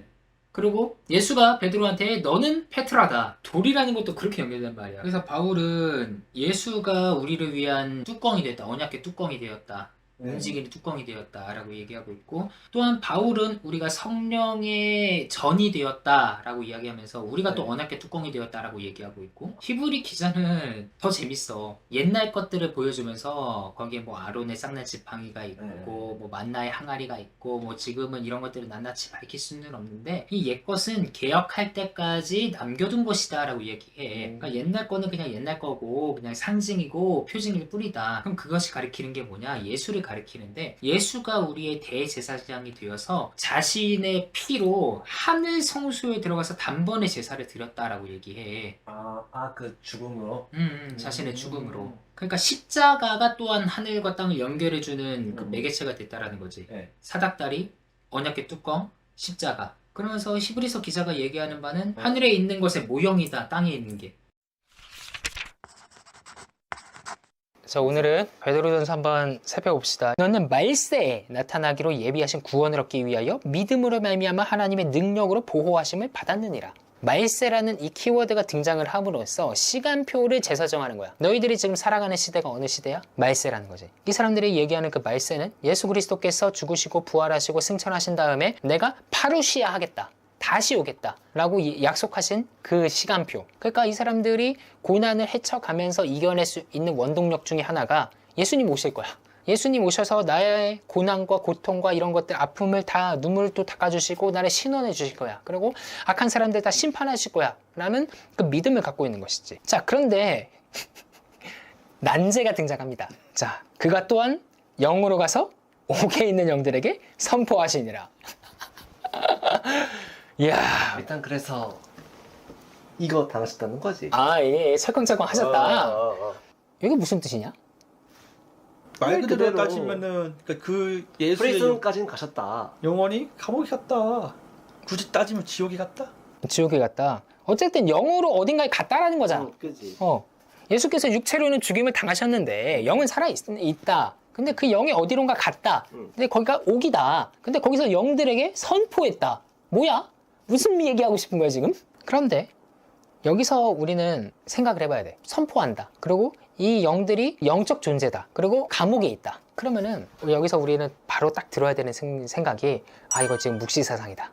여기서 우리가 생각해야 되는 게 에녹이 1서의 문맥이야. 자, 이제는 에녹일서의 내용을 조금 간략하게 얘기를 해줄게. 에녹일서가 5가지 책이 있는데 그 중에 앞에 있는 감찰자들의 책이라는 게 기원전 3세기에 쓰인 책이야. 감찰자들의 책은 어떤 이야기를 하고 있냐면 악의 근원에 대해서 얘기하는 책이야. 창세기 6장에 하나님의 아들들이 사람의 딸들을 취하여서 네피림을 낳았다라는 얘기 있지. 그거를 재해석하고 있는 거야. 하나님의 아들들이 누구냐? 범죄한 천사들이다.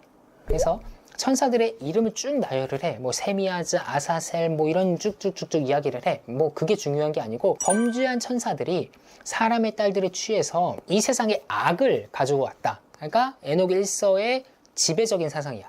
그 범죄한 천사들이 내려와서 걔네들이 막 작당을 해. 근데 세미아자라는 놈이 나 혼자 가면은 나 혼자 심판받으니까 우리 같이 가자 라고 해서 걔네들이 서약을 해. 우리 같이 가겠습니다 라고 해서 헤르몬산 위에 강림을 합니다. 그래서 강림을 하고 자기들이 좋아하는 여자들을 막 취해. 그러면서 그 사람들한테 뭘 하냐면은 진짜 세상의 비밀들을 알려줘. 어떤 비밀들이냐? 마법 쓰는 거, 약초 짓는 것들, 또 아니면 이제 천문학 그런 거, 정성술 막 이런 것들.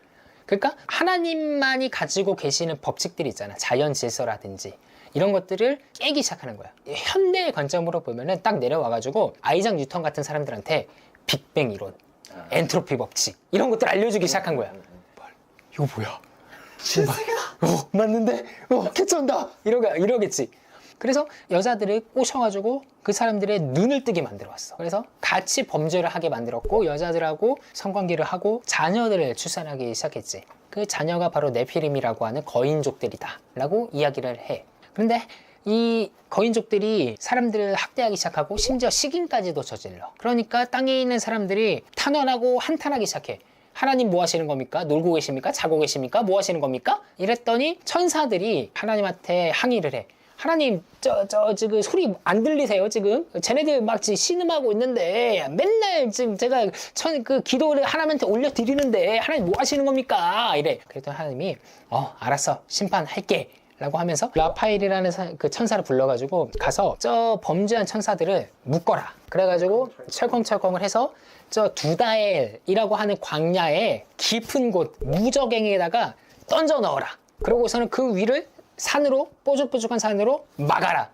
언제까지? 말세까지 가둬놓으라는 거야. 말세가 되면은 여기 무적행에 갇힌 이 애새끼들을 꺼내서 불구덩이에 넣겠다 라고 에녹 1서에서 이야기를 해. 근데 그거를 에녹이 보고 있어. 그랬더니 이제 걔네들이 갇히기 전에 에녹한테 와가지고 이야기를 해. 선생님 우리가 잘못한 거는 좀 알겠는데요, 그래도 이건 좀 너무 심한 거 아닙니까? 좀 반성문 좀 쓰게 하면 안 됩니까? 이 감경 있잖아. 이거 주치 감경, 뭐 판사님한테 반성문 쓰면은 막 감경해 주는 거 막 그래가지고 에녹이 그래 맞나?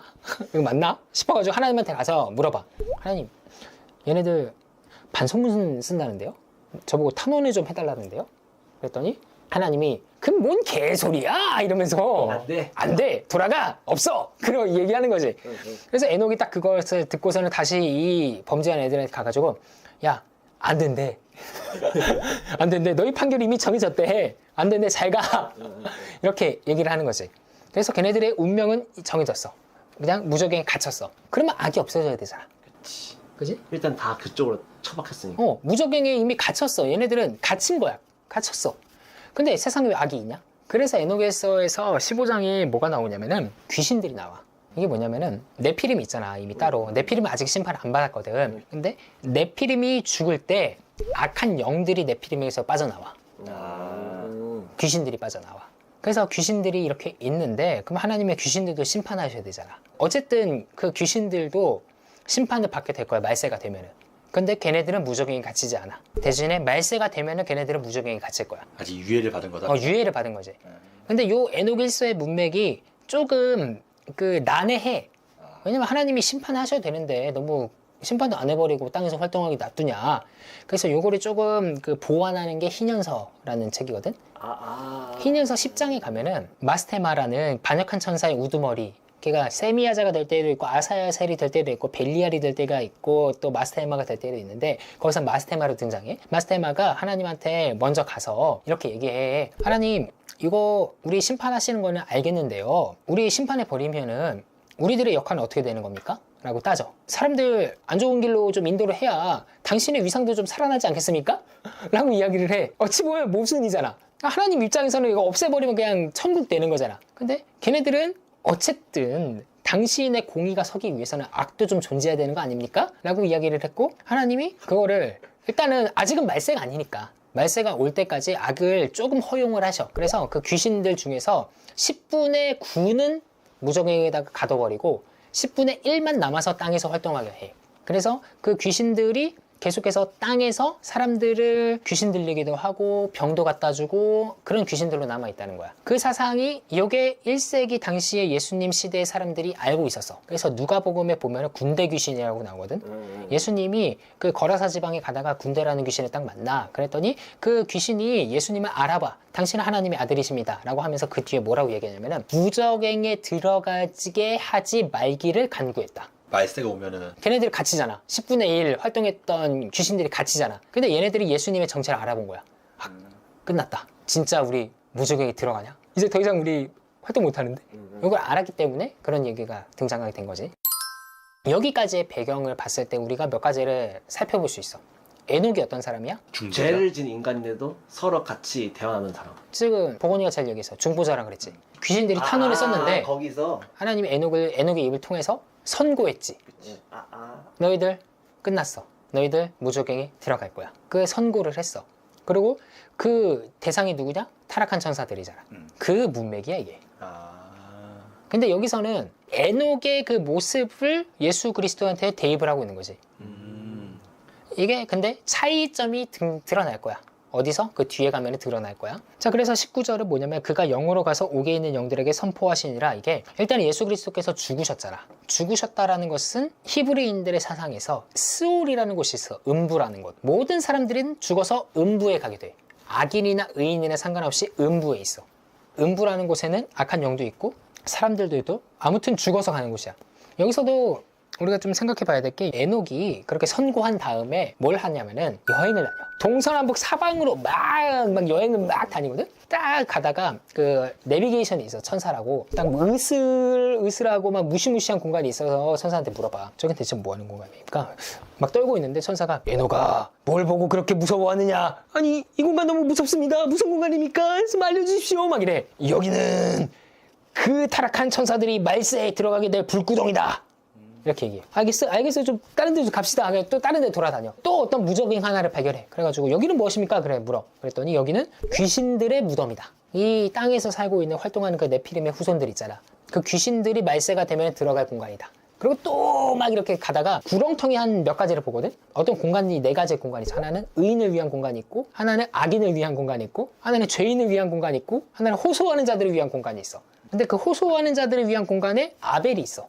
거기서 하나님한테 막 계속 호소를 해. 그러면서 이런 공간의 그 기능과 이런 것들을 다 설명을 하는데 악인을 위한 그런 공간에는 마지막 날에 이 사람들은 부활하지 못하고 막 이런 얘기들 막 해. 재밌지? 베드로가 얘기하고 싶은 거는 예수 그리스도께서 확실하게 죽었고 확실하게 음부의 세계로 가셨다. 그리고 그곳에서 범죄한 천사들한테 가서 끝났어. 이제 너희들 심판당할 거야. 라고 선포하셨다.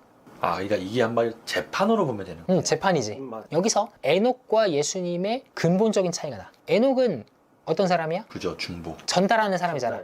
그런데 예수님은 어떤 사람이야? 선고. 선고를 하시는 분이면서 또한 심판자. 그치? 재판. 그거야. 그가 하늘에 오르셨는데 하나님 우편에 계셨는데 하나님께서 천사들과 능력들과 권세들이 그에게 복종하게 하십니다. 그래서 악한 영들이 예수 그리스도의 발 아래에 복종하게 된다. 그것을 이야기하고 있는 거지. 이게 비슷하게 보면은 고린도전서 15장에 나와. 그가 모든 원수를 그 발 아래에 둘 때까지 반드시 왕노릇 하시리니 맨 나중에 멸망받을 원수는 사망이니라. 요 이야기야. 그러면은 요거를 읽은 수신자들은 분명하게 이해하겠지. 이 고난은 어떻게 되는가. 에녹일서를 잘 알고 있는 그 묵시적인 배경들을 잘 알고 있는 독자라면은 아 맞아, 말세 예수님께서 오시는 그 날에 모든 것들이 복종되고 정복된다. 하나님의 집에서 심판을 시작할 때가 되었다. 그래서 5장 4절에도 보면은 목자장이 나타나실 때 시들지 아니하는 영광의 관을 얻으리라 라고 이야기하고 있지. 근신하라 깨어라 너희 대적 마귀가 우는 사자같이 두루다니며 삼킬 자를 찾나니 너희는 믿음을 굳건하게 하여 그를 대적하라. 계속해서 묵시의 배경들을 갖고 있어. 그런데 우리 여기 지금 읽다 보면은 잠깐 의문이 드는 게 안 드니? 5장 8절 근신하라 깨어라 너희 대적 마귀가 우는 사자같이 두루 다니며 삼킬 자를 찾나니. 이상하지 않아? 아, 잠깐만 원래 다 갇혔잖아. 그치? 갇혔는데 왜? 왜 돌아다녀? 아니 물론 이게 이 마귀를 거기 그 뭐야 네피림 그 귀신들이라 치면은 뭐 그렇다 치는데. 그것도 치는데 그것도 아니잖아. 이게 뭐냐면은 이 유대의 사상들이 단일한 사상으로 이루어졌다라고 보면 안 돼. 워낙 다양한 이런 사상들이 있어. 근데 이 마귀에 대한 그러니까 사탄에 대한 것도 다양해. 처음에 히브리인들에게 구약에 거기 사탄은 그냥 인간 대적자야. 심지어 다윗도 대적자가 돼. 사탄이 돼. 그리고 발람 이야기 보면 민수기에 하나님의 천사가 발람을 막으려고 섰다라고 하거든. 막으려고가 라사탄이야. 그러니까 하나님의 천사도 사탄이 되기도 해. 그러니까 대적자니까. 욥기를 시험한 사탄도 대적자지. 이렇게 대적자인데 요게 그 페르시아의 조로아스터교가 이제 들어오면서 이원론이 발전하기 시작해. 구약에서는 무조건 하나님이 킹왕짱이었는데 악의 문제가 해결이 안 되니까 이원론을 받아들이면서 하나님의 킹왕짱도 물론 있는데 이 활동하는 악의 근원들도 있단 말이야. 사탄을 퉁치기 시작해. 그러면서 에녹일서에 보면은 사탄이 갇혀 있잖아. 갇혀 있는데 희년서에 보면 아까 마스테마라 그랬지. 마스테마가 갇혀 있다가 풀려났다, 갇혀 있다, 풀려났다, 갇혀 있다, 풀려났다 그래. 아 탈옥범이네. 탈옥을 아니야. 근데 탈옥도 아니고 하나님이 잠깐 빗장을 열어놔. 문 열어놓기만 하는 거야? 살짝 열어놨는데 마스테마가 그거 보고서는 빠져나가.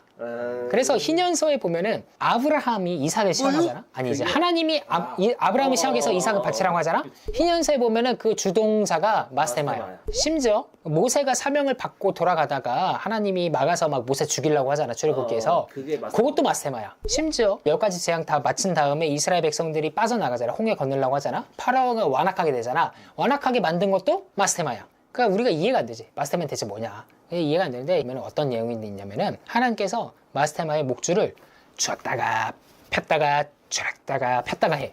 그러니까 희년서 저자가 생각하는 이 신정론이라는 거는 뭐냐면은 악이라는 게 하나님의 손아귀에 있다. 하나님은 악을 사용하시기도 하고 악을 없애시기도 하신다. 그걸 얘기하고 싶은 거야. 그래서 사탄이 갇혀 있는데 활동하기도 하고 또 갇혀 있는데 활동하기도 해. 근데 결국에 걔네들의 운명은 정해져 있다. 요한계시록에 보면 그러잖아. 1000년이 지나니까 사탄이 잠깐 풀린대잖아. 곡과 마곡의 전쟁하잖아. 근데 예수님께서 그 하늘로부터 불이 와가지고 걔네들을 살라버린다 그러잖아. 그래서 신약에 가면은 아무튼 마귀라는 놈인 하나님의 손아귀에 있는 자다 라고 이야기하지. 이렇게 해서 베드로 전서가 어떤 책인지 우리는 분명하게 알았어. 우리 역시도 다르지 않다. 이때 상황이나 지금의 상황이나 크게 다르지 않다. 기독교인으로서 세상에 박해를 받기도 하고 코로나 때 좀 많이 심했지. 물론 원인을 제공하기도 했지만 교회가 약간 싸잡아서 조금 기독교인들 욕하는 그런 것들도 좀 있잖아. 그런 것처럼 이런 상황에서 무엇을 해야 될까? 그리스도께서 오시는 날에 악이 없어진다. 베드로는 임박한 종말론을 믿고 있었어. 왜냐? 분명하게 예수님한테 직접 들었거든. 이 세대가 가기 전에 내가 오리라. 바울은 직접 못 들었어. 근데 베드로는 직접 들었기 때문에 아, 예수님 오시겠지? 금방 오시겠지? 어쨌든 임박한 종말론에 대한 소망이 우리에게 있는 거는 굉장히 중요한 거야. 왜냐하면 거친 세상을 살아가는데 소망이 되기 때문이지. 이렇게 베드로전서의 이야기를 마치면 되겠습니다. 질문 있나요? 없으면 베드로 후서로 가자. 자, 베드로 후서는 베드로 전서하고 목회적으로 차이가 좀 있어. 베드로 전서는 고난을 당하는 성도들에게 위로를 하기 위해서 쓴 책이잖아. 베드로 후서는 뭐냐면은 당시에 활동했던 이단들에 대해서 경고하고 교회가 굳게 서기를 위해서 작성한 편지야. 이때 당시에 이단들이 좀 있었거든. 교회에 교묘하게, 이때도 있었고 전에도 있었고 지금에도 있는 게 이단들인데, 교묘하게 들어와가지고 다른 복음을 전하는 사람들이 있었어. 그러니까 이런 거야. 갑자기 어떤 사람들이 들어와가지고 이래. 말세 있어? 하나님 오셔? 예수님 안 오시잖아. 그런 사람들이 등장하기 시작한 거야. 왜냐면은 딱 봐도 예수님 안 오시는 것 같거든. 그래서 그런 사람들이 예수님이 안 오신다고, 그리고 이미 지나갔다 라고 하는 사람들이 있었어. 이미 다 지나간 거야. 없어. 우리 그냥 지금은 즐겨 살아. 악을 저질러도 하나님 심판 안 해. 뭐요? 그런 사람들이 들어왔어. 그게 베드로 귀에 들렸어. 그랬더니 아니 이 새끼들이! 그러면서 내가 직접 나서겠다. 그러면서 이제 편지를 쓴 거야. 자, 예수 그리스도의 종이며 사도인 베드로는 우리 하나님과 구주 예수 그리스도의 의를 힘입어 동일하게 보배로운 믿음을 우리와 함께 받은 자들에게 편지하노니 하나님과 우리 주 예수를 알므로 은혜와 평강이 너희에게 더욱 많을지어다. 이게 재밌는 게 뭐냐면은 1절에 우리 하나님과 구주 예수 그리스도라고 하지. 투 테우 휘몬 카이 소테리오스 예수 그리스도. 그리고 우리 주와 너희들 헬라어 나랑 같이 했잖아. 뭐야? 투테우 휘몬 우리의 하나님. 우리 하나님, 카이. 그리고 구원자 예수 그리스도. 여기 카이로 연결돼 있잖아. 동격이야. 하나님과 구원자 예수는 똑같아.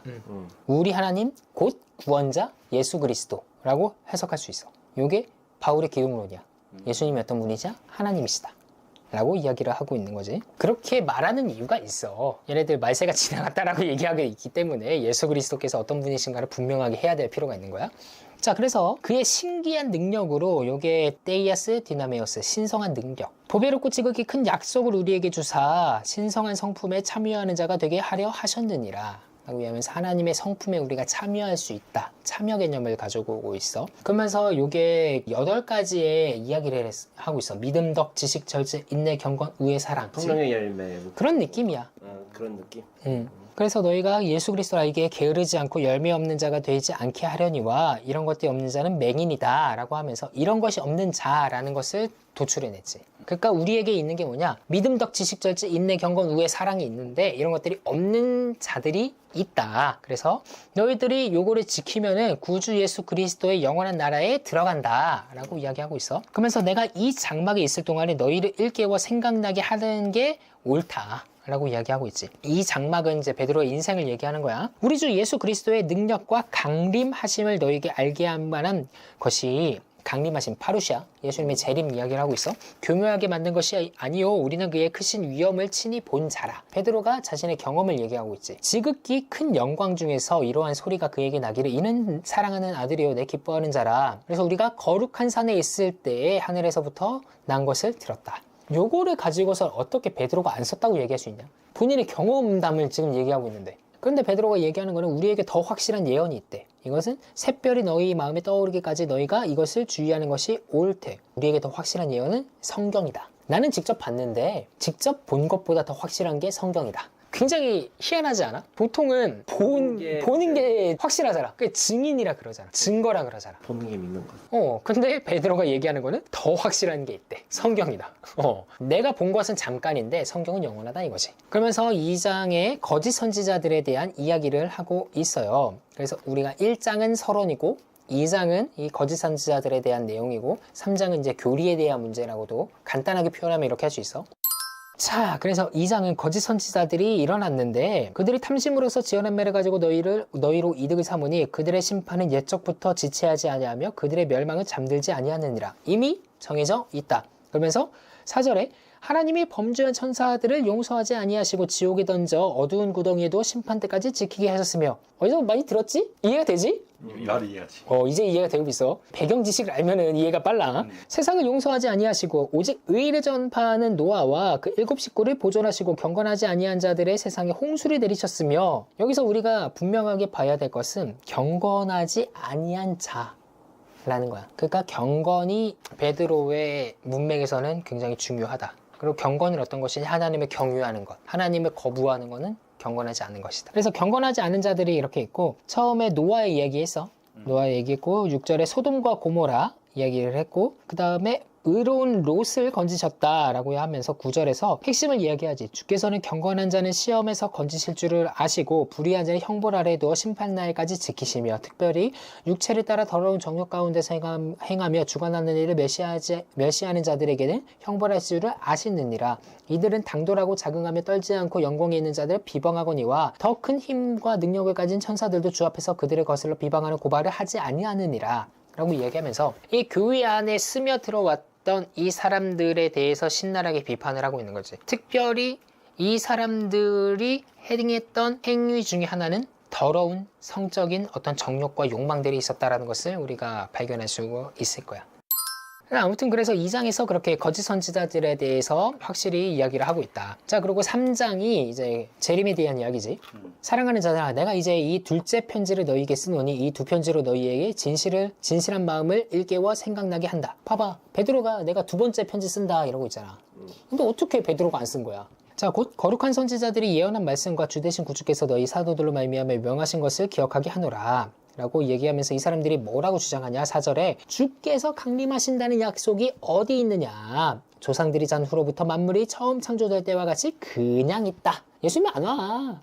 카르페디엠 몰라? 카르페디엠? 즐겨 놀아, 지금을 즐겨라. 그런데 베드로가 비판을 해. 땅이 물에서부터 나와서 물로 성립된 것도 하나님의 말씀으로 된 것을 그들이 일부러 잊으려 함이다. 자, 이제 하늘과 땅은 동일한 말씀으로 불사르기 위하여 보호하신 바 되어 경건하지 아니한 사람들의 심판과 멸망의 날까지 보존하여 두는 것이라.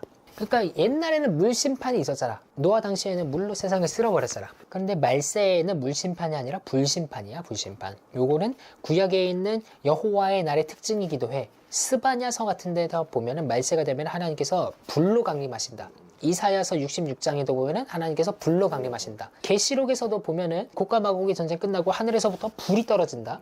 그리고 이 사람들이 불 가운데로 간다. 자, 사랑하는 자들아, 주께서는 하루가 천년 같고 천년이 하루 같다는 이 한 가지 잊지 말고 주의 약속은 어떤 이들이 더디다고 생각하는 것 같이 더딘 것이 아니고 오직 주께서는 너희를 대하여 오래 참으사 아무도 멸망하지 않고 다 회개하게 이르시기를 원하시느니라. 그래서 심판과 멸망의 날까지 잠깐 유예 기간을 우리가 갖고 있는 거야 라고 이야기하고 있는 거야. 이것도 에녹일서의 문맥에서 보면은 확실한 게 그 비유의 책에 보면은 에녹일서 그 앞에서는 어디에도 회개라는 문맥이 없는데 요 비유의 책에서 처음으로 회개라는 단어가 나와. 의인과 악인에 대한 심판이 선고가 되었잖아. 의인들은 축복을 받고 영원하게 살 거잖아. 악인들은 영원한 무저갱에 들어가게 될 거잖아. 근데 그것을 본 다른 자들이 회개한다라고 되어 있어. 회개하는 자들은 분명히 그들이 하나님 앞에서 악행을 저질렀음에도 불구하고 하나님의 자비하신 속성에 의해서 구원을 받을 거야. 이런 것처럼 하나님께서는 공의와 자비의 속성을 가지고선 사람들을 대하신다라는 거지. 근데 에녹일서 전체 문맥이 뭐냐? 이 사람들이 홍수 때 어떻게 됐을까? 하나님께서 엄청나게 오래 기다리셨거든? 창세기에 보면 120년이거든? 근데 아까 베드로가 뭐라 그랬어? 8명만 구원받았다. 하나님께서 진짜 오래 참으셨는데 8명만 구원받았다 라는 거야. 근데 그거 가지고 하나님이 악하시다라고 할 수 있느냐? 하나님이 불의하시다고 할 수 있느냐? 아니지. 하나님께서 분명 기회를 주셨잖아. 근데 얘네들은 기회를 저버리고서는 심판을 받는 거지. 마찬가지로 여기서도 하나님께서는 오래 참으시고 너희를 대하여서 기다리고 계신다. 지금 너희들이 고난받고 막 이런 것들에 대해서 그냥 하나님 다 싹 쓸어버리면 얼마나 좋겠습니까? 라고 얘기하지만 하나님께서는 기회를 주고 계신 거다. 그런데 너희들 생각해봐라. 노아의 홍수 때 걔네들 어떻게 됐어? 심판받았지? 똑같을 거야 라고 이야기를 하고 있는 거예요. 자, 그러나 주의 날이 도둑같이 오리니 근데 예수님의 재림은 도둑같이 온다. 라고 얘기하면서 그날에는 하늘이 큰 소리로 떠나가고 물질이 뜨거운 불에 풀어지고 땅과 그 중에 있는 모든 일이 드러나리로다. 모든 것이 이렇게 풀어지리니 너희가 어떠한 사람으로 되어야 마땅하냐. 거룩한 행실과 경건함으로 하나님의 날이 임하기를 바라보고 간절히 사모하라. 그날에 하늘이 풀어져 불에 타서 풀어지고 물질이 뜨거운 불에 녹아지려니와 우리는 그의 약속대로 의가 있는 곳인 새하늘과 새 땅을 바라보는도다. 요거를 가지고 사람들이 생각하는 게 뭐냐면은 이 지구가 없어진다. 지구가 박살나버리고 말세가 되면은 막 아마겟돈이 막 오고 막 지구적인 종말이 막 일어나고 새하늘과 새 땅으로 우리가 올라간다 이렇게 얘기하거든. 구라야 그거. 아니야. 여기서 계속 있어. 여기서 계속 있는다고? 아니지. 그것도 약간 좀 틀린 표현이지. 틀린 표현이라고도 할 수 있고 맞는 표현이라고도 할 수 있는 게 뭐냐면은 말세가 되면은 뭔가 변하긴 변해. 근데 우리가 그걸 묘사할 수 없어. 그냥 아무튼 옛 땅은 지워지고 새 하늘과 새 땅이 나오는 거다. 근데 그게 어떻게 되냐면은 새하늘과 새 땅 우리가 여기 보면은 바라보는 도다라고 하고 있잖아. 새하늘과 새 땅이 위에서 내려와. 우리가 가는 게 아니라 더 씌워진다? 바라본다 그러잖아. 바라보는 거는 우리 여기 서서 이러고 있는다는 거잖아. 그리고 요한도 새하늘과 새 땅을 보고 있어. 근데 새하늘과 새 땅이 새 예루살렘이 내려온다 그래.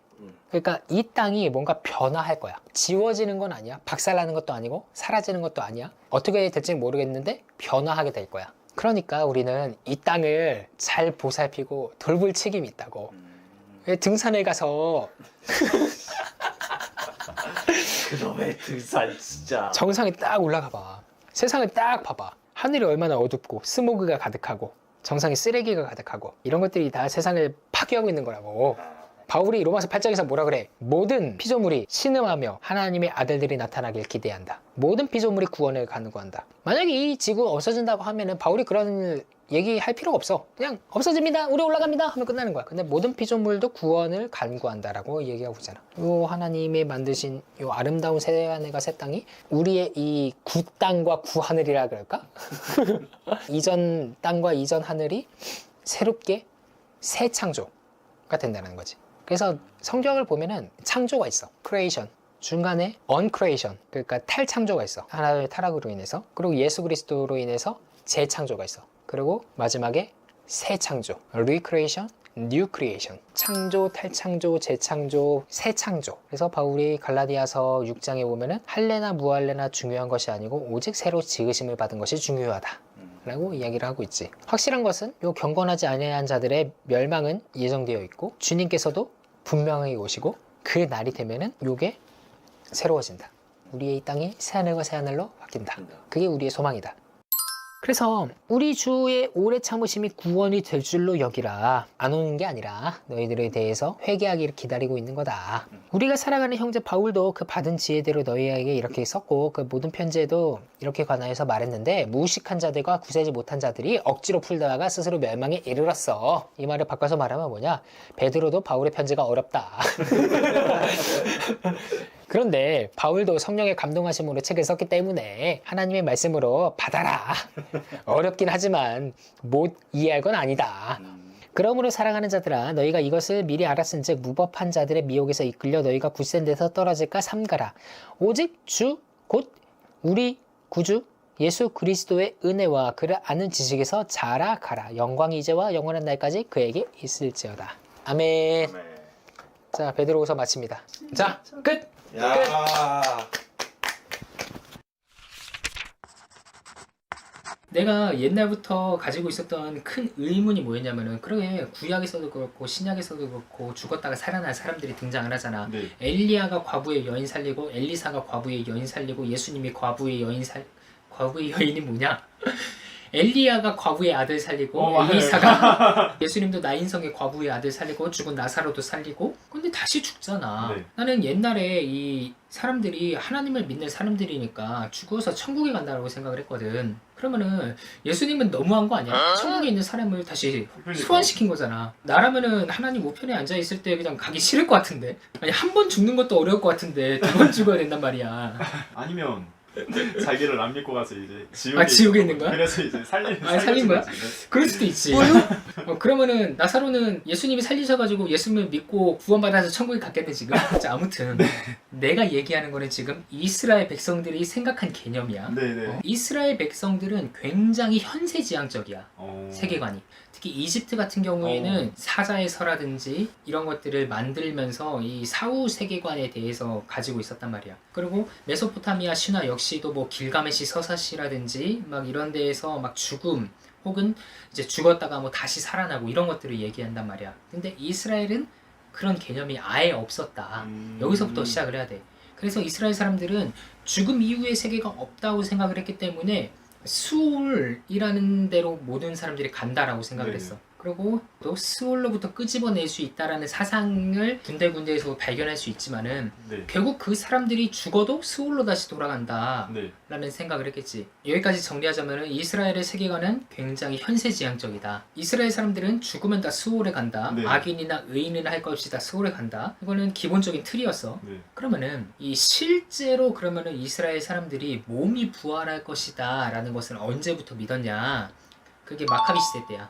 마카비 시대 때 보면은 헬라가 와가지고 안티오쿠스 에피파네스 4세 안티오쿠스 에피파네스 4세라는 사람이 들어와서 성전을 유린시킨단 말이야. 그때 사람들이 보고만 있었을까? 성전이 짓밟히고 있는데 하나님의 성전이 지금 더럽혀지고 있는데 들고 일어나. 그치, 저항 세력들이 네, 있었겠지. 네. 물론 몇몇 사람들은 광야로 떠나가지고 신앙을 지키기도 네. 하고 SNF파 같은 경우에. 근데 이제 직접 반란을 일으키는 사람들이 있었어. 근데 그런 사람들이 계속해서 죽어나가기 시작해. 네네. 마카비 2서 7장에 보면은 이 외경이야. 성경이 없어. 어떤 그 거룩한 여인이 있었는데, 근데 자기 아들들이 있었어. 근데 아들들이 마치 그 유다 마카비처럼 이제 들고 일어난 거야. 그런데 얘네들이 헬라 사람들이 와가지고 하나둘씩 다 죽이기 시작해. 네. 거기서 뭐라고 얘기하냐면은, 야 니네들이 우리 아들을 죽이지만은 하나님께서는 이 경건한 사람을 다시 살리실 것이다. 그래서 그때부터 부활 사상이 이렇게 수면 위로 떠오르기 시작해. 내 몸이 죽었던 사람이 다시 부활한다. 의를 위해서 박해를 받았잖아. 하나님께서는 이 사람을 부활시키실 것이다. 언제? 말세가 도래하면. 그래서 선지서에서 여호와의 날이라고 하면서 네. 모든 적들이 없어지고 하나님이 시온산에서 강림하시는 그 날을 가리키잖아. 네. 그 말세에 하나님께서 거룩하게 죽은 의인들을 피를 보복당한 사람들을 신원해 주실 것이다. 부활시키실 것이다. 라고 믿었어. 그리고 이 부활은 뭐 한 사람 한 사람 한 사람 이렇게 일어난 게 아니라 단체로 한꺼번에 여호와의 날이 도래하면은 단체로 부활할 것이다. 그렇게 믿었다라는 거지. 이게 이제 부활 사상이야. 네네. 그러면은 예수님의 부활이 독특한 거라는 것을 알 수가 있는 게 뭐냐면은 이 부활이라는 것은 말세가 왔다는 사인인데 네. 혼자서 부활한 거야. 이스라엘 사람들 입장에서는 이게 이해가 되지 않는 사건이야. 예수라는 사람만 혼자서 부활했냐? 나머지 사람들은 언제 부활하냐? 그래서 하나님께서 재림하시는 그 날이 주의 날이 예수의 강림으로 바뀌어. 예수께서 부활을 하시고 이때부터 말세가 이제 연장이 된다. 그러면은 부활 얘기했으니까 네. 천국과 지옥 얘기를 잠깐 하면은 네. 이해에 도움이 되지 않을까? 네. 우리는 분명히 천국하고 지옥을 믿지? 네. 근데 천국이 있을까? 지옥이 있을까? 자, 천국이라는 것은 하나님의 나라야. 네. 그리고 예수님께서 하나님의 나라가 이 땅 가운데 임하시오며라고 얘기했어. 네. 그러면은 하나님의 나라는 가는 곳이 아니라 오는 곳이야. 네네. 아까 구약의 사람들은 내세 지향적인 사상을 가지고 있지 않고 현세 지향적이다라고 얘기했잖아. 네. 그러니까 현세 지향적인 사람들의 의미로 하나님의 나라는 이 땅 가운데 있어야 되는 거야. 네. 물론 하나님의 나라는 가는 곳이 맞아. 네. 근데 우선은 오는 곳이고 우리가 누리는 곳이야. 네. 그러니까 영적인 세계의 천국이 물론 있지만은 이 땅 가운데 하나님께서 모형을 주셨기 때문에 네네. 이 땅에서 우리가 이미 누릴 수가 있다라는 거지. 네네. 자, 그러면은 지옥. 물론 영적인 개념의 지옥이 있어. 예수님께서 분명히 이 불이 꺼지지도 않고 구더기도 꺼지지 않는 그곳이라고 얘기하고 네네. 부자와 나사로 비유를 얘기하면서 여기 구렁텅이가 있고 천국이 있고 지옥이 있고 이런 얘기 하잖아. 영적인 측면의 지옥이 있어. 근데 우리 현세적인 측면에서도 지옥이 그러면 존재한다라는 거야. 자, 그러면은 우리는 죽어. 그러면은 죽자마자 천국행으로 직행하냐? 직행할까? 영적인 천국으로 가지 않을까요? 그러니까 천국으로 직행한다는 거잖아. 네. 정말? 뭐 연옥 사상 가져오시는 거예요? 이제? 연옥 사상이 아니라 나는 이것을 스올 사상이라고 부르고 싶어. 뭐 연옥이든 고성소든 뭐 림보든 스올. 이런 것들을 다 네. 포괄하는 단어를 나는 스올이라고 이야기를 하거든. 자, 바로 영적인 천국으로 직행한다라고 하면은 네. 문제는 뭐냐면은 예수님께서 죽으시고 천국에 가셔? 지옥 가세요. 서울 가세요. 스울 가세요. 예수님께서 천국에는 언제 올라가시냐면은 부활하시고 승천하셨을 네, 맞아요. 때에 천국으로 올라가셔. 승천하셨어요. 그러니까 예수님께서 죽으시고 나서 천국으로 직행하신 것이 아니라는 거야. 만약에 직행을 했다라면은 다시 와서 다시 올라가야 되는 건데, 그러면은 신약 저자들이 그렇게 얘기를 했을 거야. 예수님께서는 죽으시고 천국에 가셨다가 다시 이 땅 가운데 오셔서 40일 동안 역사하시고 다시 하나님 나라의 우편으로 올라가셨다라고 얘기했을 건데, 그렇게 얘기하지 않고 스울로 내려가셨다가 다시 올라오셔서 부활을 하셨다. 그리고 사람들과 함께 계시고서는 승천하셨다. 이렇게 얘기하잖아. 그러니까 죽으면 천국으로 직행한다라는 것은 나는 사실은 아니라고 봐. 진짜. 대신에 우리는 천국의 소망을 갖고 있지. 네. 천국에 언제 가냐? 이 예수님께서 재림하시는 그날에, 하나님의 나라가 완성되는 그날에 부활을 하고 천국에 가는 거지. 그럼 죽고 나서는 스올로? 수월에 있는 거지. 그럼 하나님을 믿었던 사람이나 안 믿었던 사람이나 다 스올에? 하나님도 그 스올에 함께 하시는 거예요? 그치. 그래서 이제 나중에 예수님이 다시 이 땅에 오셨을 때 그때 심판을 받을 사람은 심판을 받고 하나님 나라에 들어가는 사람은 들어가고 그럼 일단 죽어서는 다 같이 스올에서 같이 잘 지내고 있는 거네. 아 근데 네. 누가복음에서 예수님께서 행악자 한 명한테 오늘 네가 나와 함께 낙원에 있을 것이다 라고 얘기해. 그러면 이 행악자는 낙원에 있는 거잖아. 스올에도 공간이 이렇게 나눠지는 거 아니야? 그럴 수 있지. 그니까요. 난 잘 모르겠어. 나도 모르지. 난 죽어보지 않았기 때문에. 나도. 그래서 내가 하고 싶은 말은 뭐냐면은 천국으로 직행하는 것이 아니다 라고 하면은 예수님께서 오실 때까지 머물고 있어야 되잖아, 그 영들이. 네. 그러면 그 영들은 나중에 어떻게 될 것이냐. 요한계시록에서 말을 하지. 백보자 심판에서 예수님께서 좌정을 하시고서는 생명책에 이름이 기록된 자는 하나님의 나라에 들어갈 것이고 생명책에 이름이 기록되지 않은 자는 영벌에 들어간다 그러잖아. 근데 의인도 행악자도 다 부활을 한다는 거야, 단체로. 이성전기 때 사람들이 얘기하고 있었던 그 단체적인 부활이 그때 일어나. 네. 그래서 하나님께서, 예수님께서 책을 딱 펼치시고 기록된 것들을 보고서는 낱낱이 심판을 하신다. 시간 꽤 걸리겠네. 꽤 걸리겠지. 이때가 되면은 히틀러도 부활할 거야. 진짜. 이순신 장군도 부활할 거고 이야. 세종대왕도 부활할 거고. 이순신 장군 어디 갈거나. 그래서 실제로 1세기 유대인들 중에서는 그 예수님께서 스올에 가셔가지고 승리를 선언했다라는 그 구절을 통해서 복음을 전파했다라고 보는 사람들이 많았어. 예수님을 알지 못하고 죽은 사람들, 아니면 태어나자마자 바로 죽은 사람들, 아니면 낙태된 영혼들. 이 사람들은 어디 가냐? 구약의 입장에선 스올에 간다라고 얘기할 수밖에 없어. 그럼 이 사람들을 구원하셔야 되잖아, 예수님이. 제2의 구원의 기회가 존재한다라고 얘기를 했지만은 나는 잘 모르겠어. 그러니까 알 수가 없는 거야. 그때 가가지고 이제 예수님을 알지 못하고 죽은 사람들, 뭐 예수님을 알고 죽은 사람들, 뭐 흉악범들, 의인들 한꺼번에 다 부활을 할 것인데 그때 심판을 하실 거야. 그 심판의 기준은 내가 아니라 하나님의 공의에 의해서, 누구도 반박할 수 없는 하나님의 그 주권적인 역사로 인해서 지옥에 가고 천국에 가고. 성경에서 하는 건 뭐냐? 죽은 다음에 부활을 해. 그리고 심판이 있을 거야. 그러니까 계속해서 강조하는 거는 하나님께서 너 심판하실 거야. 하나님께서 너 심판하실 거야. 그러니까 잘 살아. 그래서 천국과 지옥에 대해서 천국 분명히 있다. 지옥 분명히 있다. 죽어서 가는 게 아니다. 죽어서 가지. 죽어서 바로 직행하는 게 아니다. 직행은 안 해. 천국을 직행한다라는 이것을 가져가면은 우리는 부활이라는 이 놀라운 이야기를 망각하고 살 수밖에 없어. 확실한 거는 우리가 이 땅 가운데서 하나님의 임재를 누리고 하나님의 말씀대로 그 살고 우리가 이 땅 가운데서 누리는 그 평안과 예수님을 우리가 만났을 때의 그 감격과 기쁨이 우리가 가는 천국에서 영원히 유지가 될 거라는 거야. 그래서 우리가 이 땅 가운데에서 삶을 살아가는 우리에게 죽어서 가는 곳에 대한 소망은 물론 필요하지만은 그것보다도 확실한 거는 우리가 이 땅 가운데를 어떻게 살 것이냐라는 거야. 요한복음에 보면은 영생이 무엇이냐라고 확실히 얘기를 했거든. 영생은 참 하나님과 그의 아들 예수 그리스도를 아는 것이다. 그러니까 영생은 뭐 영원히 사는 것, 뭐 죽어서 천국 가서 사는 것, 이게 아니라 하나님과 예수님을 아는 삶이 영생이다. 그러니까 영생은 우리가 이 땅 가운데서 누릴 수가 있어. 우리는 이미 영생을 누리고 있는 거야. 근데 우리가 영원히 살 것이다? 아니, 우리 죽을 거야. 내 부활할 거야. 예수님처럼. 질문 몇 가지 할게. 부활체라는 거 우리가 알잖아. 우리가 예수님처럼 부활을 한다라는 거잖아. 네. 예수님은 밥을 먹을 수 있었을까? 부활한 영은 밥을 먹을 수 있을까? 먹을 수는 있을 것 같아. 그러면은 부활하신 예수님은 순간이동할 수 있을까 없을까? 있어요. 자, 그럼 마지막 질문. 예수님은 전멸 쓸 수 있어 없어? 벽 통과 가능해? 도마. 그니까. 그니까. 제자들이 모여 있는데 맞아요. 갑자기 딱 나타났어.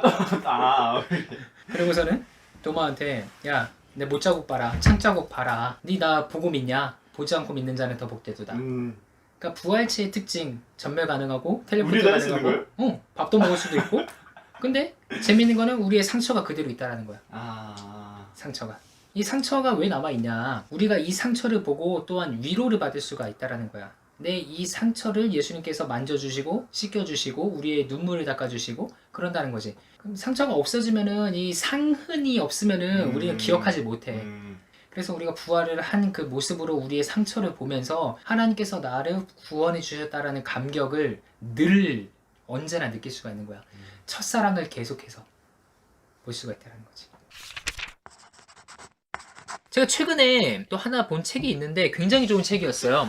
이 비하에서 나온 책인데 죽음아 내 독침이 어디 있느냐, 사망아 내가 쏘는 것이 어디 있냐, 이거 호세아서 13장에서 나오는 구절을 가지고 오고 바울이 또한 고린도전서 15장에서 얘기하는 바를 가지고 온 거죠. 사망이 원수다. 그렇기 때문에 기독교는 사망에 매여 있을 수가 없다. 세상에 많은 사람들은 죽음을 바라보는 관점이 그냥 받아들여라, 그것이 인생의 숙명이다, 받아들여라 라고 이야기하는데, 오히려 기독교는 죽음의 문제에 대해서 직접적으로 도전을 하고 그것을 어떻게 풀어나갈지를 고민하는 종교다라고 얘기하고 있어요. 그러면서 이 책에서 요한복음에 나오는 예수님의 모습을 조금 조명을 많이 하는데요. 예수님께서는 친구 나사로가 죽었다라는 소식을 듣고 베다니로 가십니다. 그 나사로가 누워있는 굴을 보고 Jesus wept, 예수께서 눈물을 흘리시더라. 나사로가 죽었을 때 예수님께서 야 나사로 이제 살 거야, 야 나사로 지금 잠들었어, 야 니네들 아니야 내가 살려줄게, 이렇게 가시는 게 아니라 그 친구 나사로의 모습을 보면서 눈물을 흘리셨다라는 이야기입니다. 이런 얘기들을 이 책에서 잘 적어놨어요. 그러면서 우리가 죽음을 맞이하는 자세들, 고통을 맞이하는 자세들에 대해서 예수님의 이야기를 통해 우리가 무엇을 배울 수 있는가라는 것을 잘 짚어준 것 같아요. 오늘 장례식이 좀 있었습니다. 제 학부 때 굉장히 저를 많이 도와주셨던 그 교수님의 사모님께서 소천을 하셨어요. 정말 어떤 말도 할 수가 없고 이 죽음의 앞에서 정말 많은 눈물을 쏟아내고 왔어요. 그러면서 죽음이 우리에게 어떤 영향을 미치고 있는지를 다시 한번 생각하게 되었습니다. 과학적인 관점에서, 진화론적인 관점에서는 아담 이전에도 죽음 역시도 있었고, 시편에서 얘기하는 바에 의하면은 들짐승들도 자기의 먹을거리를 찾고 이런 모습들을 보면서 죽음이 이전부터 있었다 이런 얘기들을 하지만, 성경에서는 죽음을 신학적으로 가져가요. 아담 한 사람 때문에 죽음이 들어왔다라고 이해하고 있는 거예요. 죄의 결과로 인해서 죽음이 들어왔다. 이것은 어떠한 육체적인 죽음뿐만이 아니라 영적인 죽음도 같이 가고 있다라고 보여집니다. 이스라엘 사람들이 성경에서 얘기하고 있는 바는 이 영적인 죽음의 문제를 우선 신학적으로 받아들이고 이것을 현실적인 죽음의 문제와 연결시킨 것 같은 느낌이 드는 거예요. 제가 옛날에도 영상에서 다뤘지만은 죽으면 끝난다라고 생각을 했다가 이 안티오쿠스 에피파네스의 박해 이후로부터 하나님께서 죽은 자를 부활하실 것이다 이런 얘기들이 굉장히 등장하기 시작하고, 하나님께서 신원해 주신다라는 그런 새로운 신학들이 등장을 하지만, 확실한 거는 이거죠. 유대인들이 아니라 그리스도인들 자체는 예수님이라는 그분의 행적을 통해서 사망이라는 것을 재해석할 수 있게 되었다라는 겁니다. 오히려 바울은 역으로 죽음을 조롱하고 있는 거예요. 죽음아, 네가 쏘는 게 어디 있느냐, 사망아 너의 독침이 어디 있느냐, 우리에게 구원을 주시는 예수 그리스도께 감사하리로다. 왜냐? 예수님께서 사망 권세를 이기셨기 때문이죠. 이겼다라는 것은 사망과 부딪혀서 싸우셨다라는 것이고, 예수님께서 KO 판정승을 받으셨다라는 이야기입니다. 그래서 초대교회 사람들은 예수님께서 지옥의 권세, 음부의 권세에 내려가셨다라고 하는 이 음부 강화 교리를 사도신경에 직접적으로 넣기도 하셨죠. 왜냐? 이것이 그리스도의 승리를 보여주는 굉장히 우리에게 영광이 되는 그런 주제로 받아들일 수가 있다라는 것이죠. 그래서 우리가 고통의 문제에 대해서 직면했을 때 많은 사람들이 힘들어하고 정말 이 세상을 어떻게 살아가야 될지 감이 안 잡히는 경우들이 많아요. 그때 저는 이렇게 권면을 합니다. 우리가 십자가에 달리신 예수 그리스도를 한번 묵상해보자. 그리고 우리가 요한복음의 이야기에 한번 빠져들어보자. 저는 요한복음을 읽어가면서 굉장히 놀랐던 포인트가 있어요. 바로 제자들이 예수님을 알아가면서도 예수님을 버리고 있다라는 모습이에요. 처음에 이 빌립과 나다나엘 이야기가 오면서 이분이 바로 메시아다라고 예수님을 아는 모습들을 보여주고 있습니다. 근데 결국 예수님께서 십자가의 길을 가셨을 때 모든 제자들은 다 떠나고 단 한 사람, 사도 요한만이 남았죠. 그런데 요한복음에서는 사도 요한을 요한이라고 이야기하지 않아요. 그 요한을 예수께서 사랑하시는 제자라고 말을 하고 있어요. 이것이 무엇이냐? 요한복음의 독자층, 편의상 요한 공동체라고 이야기할 수가 있을 텐데 예수께서 사랑하시는 제자가 요한 공동체에게 투영이 되는 거예요. 요한복음을 읽어가고 있는 사람들은 예수께서 사랑하시는 제자라는 그 이름을 봤을 때 아, 이건 나구나 라고 이해할 수가 있게 되는 겁니다. 예수께서 사랑하시는 제자가 예수님의 품에 누워 있었다. 아, 지금 내가 예수님의 품에 누워 있구나. 예수께서 사랑하시는 제자가 예수님의 십자가 처형의 현장에 갔다. 아, 이거 나구나. 예수님의 십자가의 현장, 처형의 현장을 지금 내 눈으로 보고 있구나. 저는 요한이 이것을 얘기하고 싶었다라고 생각합니다. 예수께서 사랑하시는 제자가 나다. 내가 지금 예수님을, 하나님의 영광을 보고 있다. 이 세상에서 고통을 당하신 그 예수 그리스도를 지금 내가 요한복음을 읽어가면서 예수의 그 체험을 내가 느끼고 있구나. 그런 것들을 우리가 발견을 할 수 있다는 거죠. 그래서 고통을 당하는 사람들에게 예수님의 고통은 굉장히 큰 의미가 있는 것 같아요.